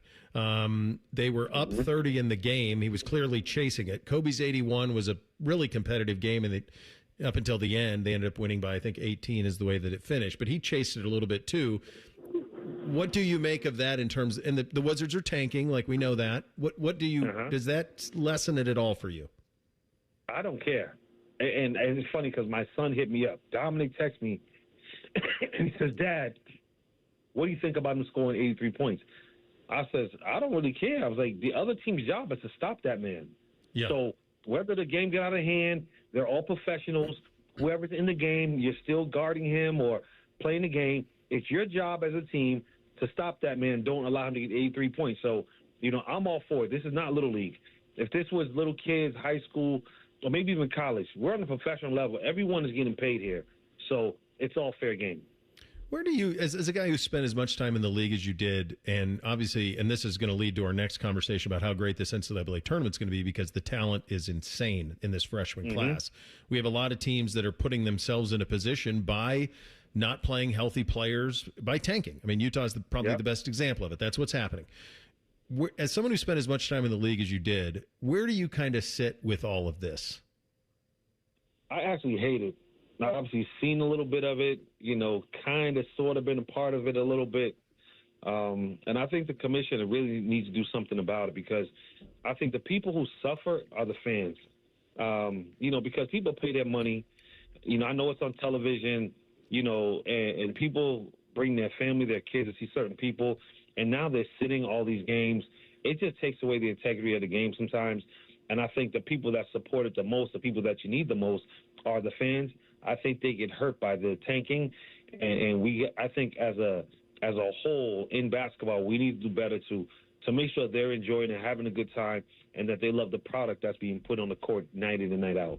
Another thing that's a big topic kind of coming off of that, and I heard Steve Kerr's comments over the weekend that 82 games is too much. Like, he wants it to be at 70. What do you make of that? No, it's been 82 forever. So why go to 70 now? You know, it's just, here's the thing. Okay, if we go to 70, you guys want to take less money? Right. You know what I'm saying? Like, the money's a part of it, the TV deals, all these things, but it's always been 82 games. Guys in the 70s, 80s, 90s, early 2000s played 82 games with less technology. The sneakers weren't as good. The travel wasn't as good. Everything was just different. So why now should we go to less games when everything is even better? You know, you have bigger staffs. You have more people to help you with your body and help you take care of things. So obviously the conditions are better to play 82 games than they were before. So why switch it now? Yeah, you're flying commercial in the old days. Yeah. You don't know charters, team planes, and all guys this had stuff. jobs and flying commercial and did other things. Now you fly charter everywhere you fly. You walk onto the plane, you get off the plane, onto the bus to a 5-star hotel. So I agree. I just think they should keep 82 games like it's been. What flipped as we transition to the Buckeye basketball team, which plays tomorrow in the Big Ten tournament in the quarters? What flipped for this team a week ago against Purdue? What changed for it? Because this looks unlike anything we'd seen in the previous month. I have to give these guys so much credit because I think what switched was their back was against the wall. You know, you had a bunch of guys who, you know, they know they were on the borderline of getting into the tournament. It was a game that they really, really needed. And they just came together as a unit, and they did what needed to be done. And now they're basically danced. They played their way into the dance. But that's it. Nothing else. But also guys getting healthy. You know, I think it helped, you know, getting Mobley back. I know guys are still out, but, you know, it was just all the right timing, you know, and give Jake Diebler a lot of credit. You know, I know he stayed on the guys. He kept pushing them. They continuously worked hard. And now they're, you know, the fruits of their labor, you know, are coming to fruition right now. Yeah, it really is. And the other part of this was we had a magical day on Saturday. Yes. To see D-Hop in there, to see, you know, so many former players in there, the history of that. Scoonie, we'll never see that record broken. You are never going to get a 4-year player, a 4-year captain. You'll never see it. That record will stand forever. And the D-Hop, I mean, that's mid-'80s. It held on that long. That record will be there forever, buddy. I told Dennis that the night of the game. I spoke to him before the game. I was there. You know, like you said, there was tons of alumni there that night. And you're right. That's a record that will not be broken. And let me just say this. I'm pissed that he's second team All Big Ten. How is he not first team All Big Ten? And I guess they're obviously putting winning into the category, whatever the case may be, but I think he's earned it. I think he's played well enough. He's carried this team who has less talent than some of the other teams in the Big Ten to a dance, you know, appearance this year. I was just really mad at that yesterday when I seen it come out that he was second team All Big Ten and not first place, not first. Because I thought that he should have been in the running for Player of the Year in the Big Ten. And to not even be on the first team is crazy. Yeah, how does that happen? I don't understand that. I don't understand how that happens. I mean, they've got the double bye. Like they won 20 games. They won enough. Yeah. It's just, I don't know what it is. Strange. I don't know that it's because of maybe earlier in the season, you know, in the Big Ten season, maybe we went through some struggles. Or maybe this wasn't that signature moment or signature game. But how much more signature can you get? He played great Purdue, and then he plays against Indiana. Last game of the regular season is senior night, and the young man goes on to beat a record that's been standing for over 30-something years. Come on, man. That should have been more than enough for this young man to be on first team All Big Ten. Yeah, I agree with you. I was pretty shocked by that as well. The other thing, and the last time you and I talked, we talked about this. Like, if he breaks the record but he never sees the big dance, it's always going to be, there's always going to be a little asterisk with it, right? Like, was he a stat accumulator on teams that weren't any good? He doesn't have to deal with that anymore. The latest bracketology has him as an 8. They're clearly in the tournament no matter what happens tomorrow. But obviously you want to keep playing at this level. What will you be looking for tomorrow afternoon? I guess it's a noon tip. What will you be looking for tomorrow at noon to lead you to believe that what we saw the last week is now who this team is? I want to see if this, if that's not a fluke, that these guys don't have a hangover and feel comfortable that now we're in the tournament. What they have to understand is we have to continue playing the best basketball we can at the end of the season and have some momentum going into the tournament.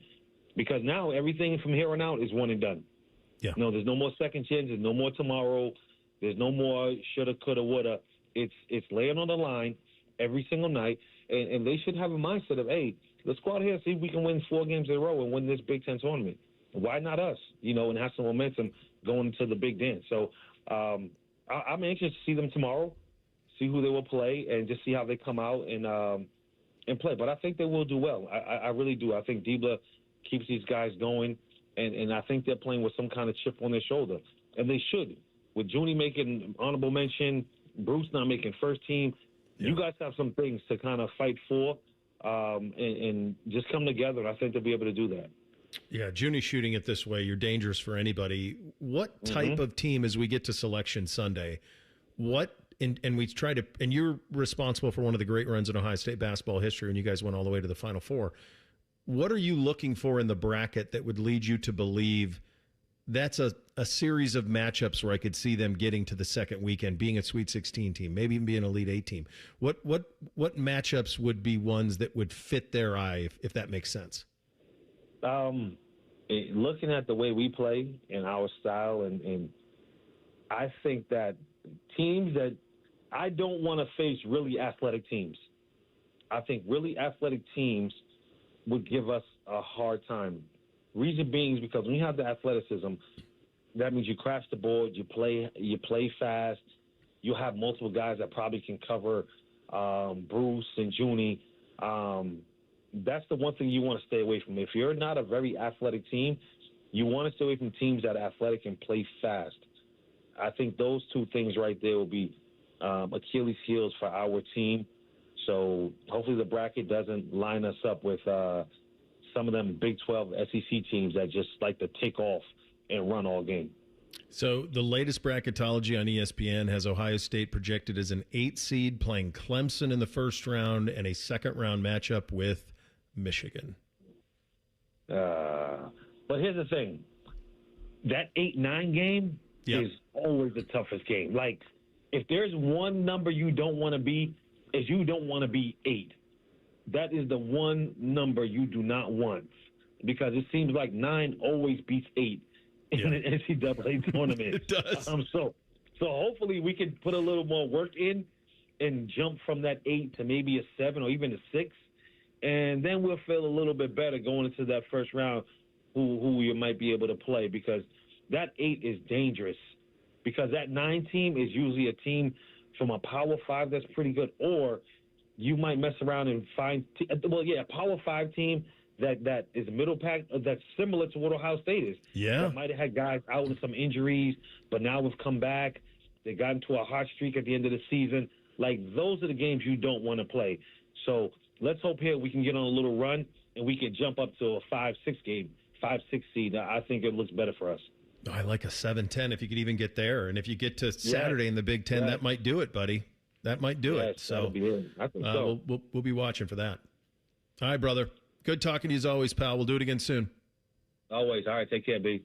There he is, the great 1-2-1-2, Scoonie Penn, the Ohio State Hall of Famer, joining us on the Bryant Heating and Cooling Systems Fan Guest Hotline. Get your officially endorsed in 3 things coming up next. Bishop and Friends, right here on the Fan. We know everything about you. We know you love the Buckeyes. We know you love the Jackets. We know you're wearing a red shirt. Just freak the hell out of someone. The Fan. Staples has hot deals and low prices on everything for your business, like up to $125 off your print order. Ends 4/18. Exclusions apply. Visit staples.com/print for details. Working your way through that home projects list, that means more flushes, more showers, more fiddling with the thermostat. Trust the pros at the Waterworks with your plumbing, drain, heating, and cooling needs. Our certified pros can repair or replace your air conditioner or furnace. Clogs? Call the Waterworks. Drain issues? Call the Waterworks. Plumbing problems? Call the Waterworks. HVAC breakdowns? Call the Waterworks. The Waterworks. Trusted and certified plumbing, drain, heating, and cooling experts. I'm Ultima Morgan. Morgan & Morgan isn't just an injury firm. It's our family's life work. It's my husband. It's my sons. It's me. When we take a case, we see a family just like ours. $30 billion recovered is something I'm proud of. But what I'm really proud of are the families we stood beside. It's an honor to fight for you when you need our support the most. Morgan & Morgan, for the people and your family. Morgan & Morgan, Ohio office located at 600 Vine Street, Cincinnati. Prior results do not guarantee a similar outcome. Fall is a season of change, and Hinderer Motor Company is turning over a new leaf with big savings. This is Justin Hinderer.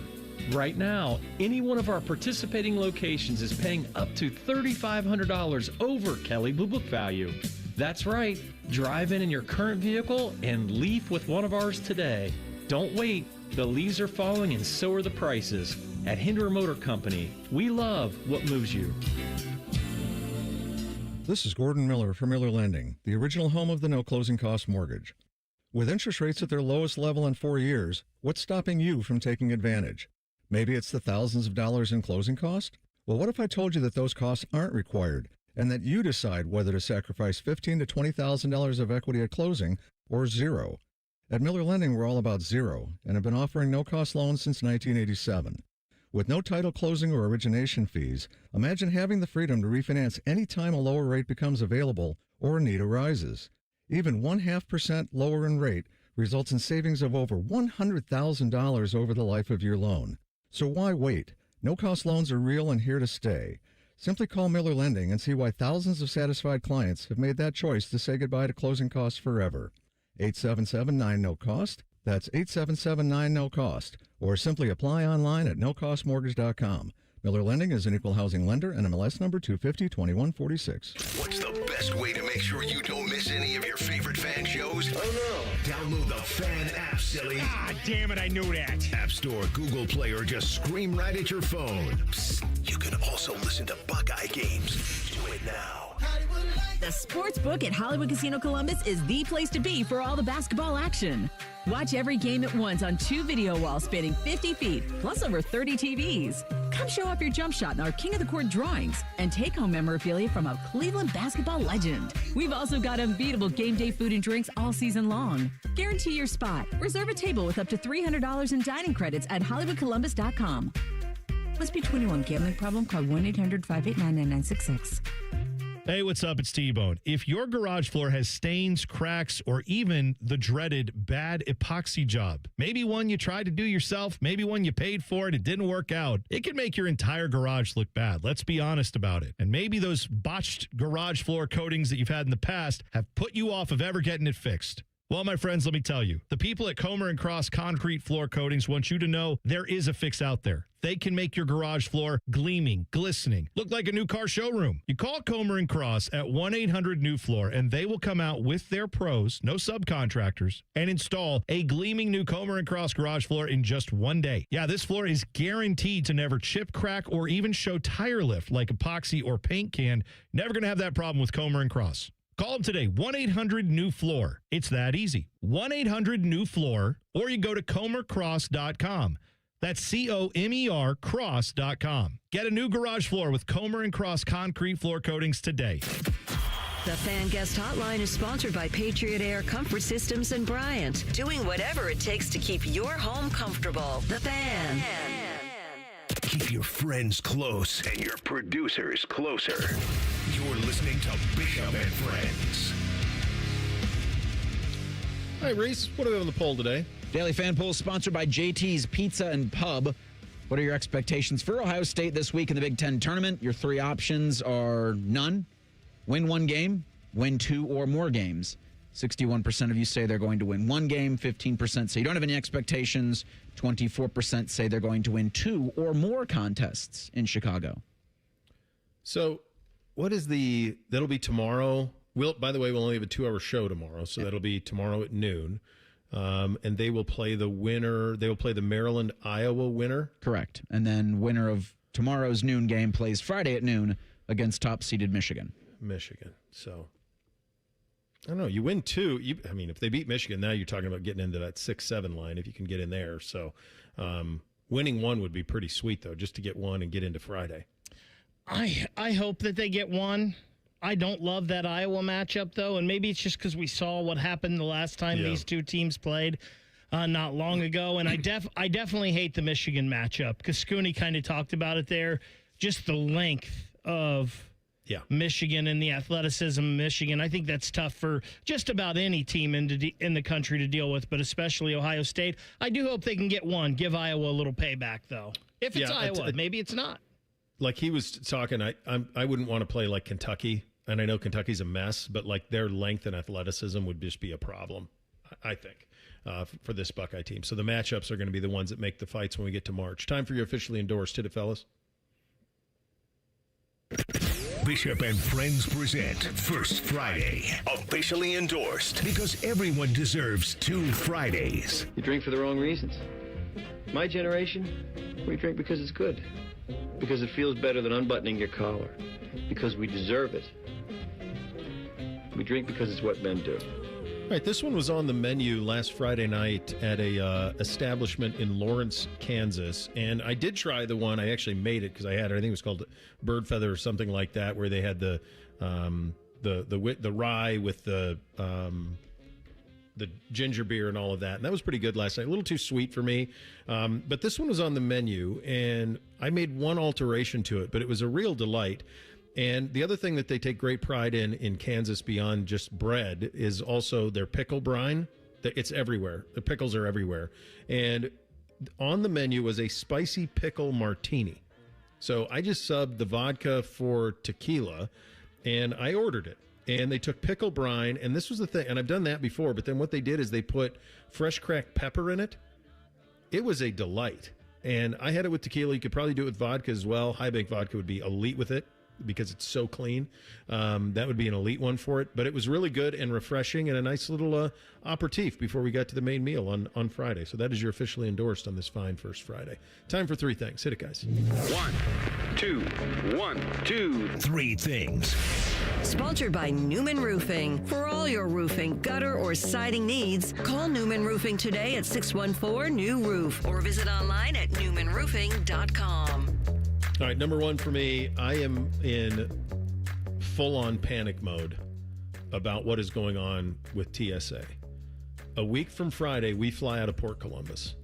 I am hearing these terrifying tales of 3-hour TSA lines, and nobody can get through security.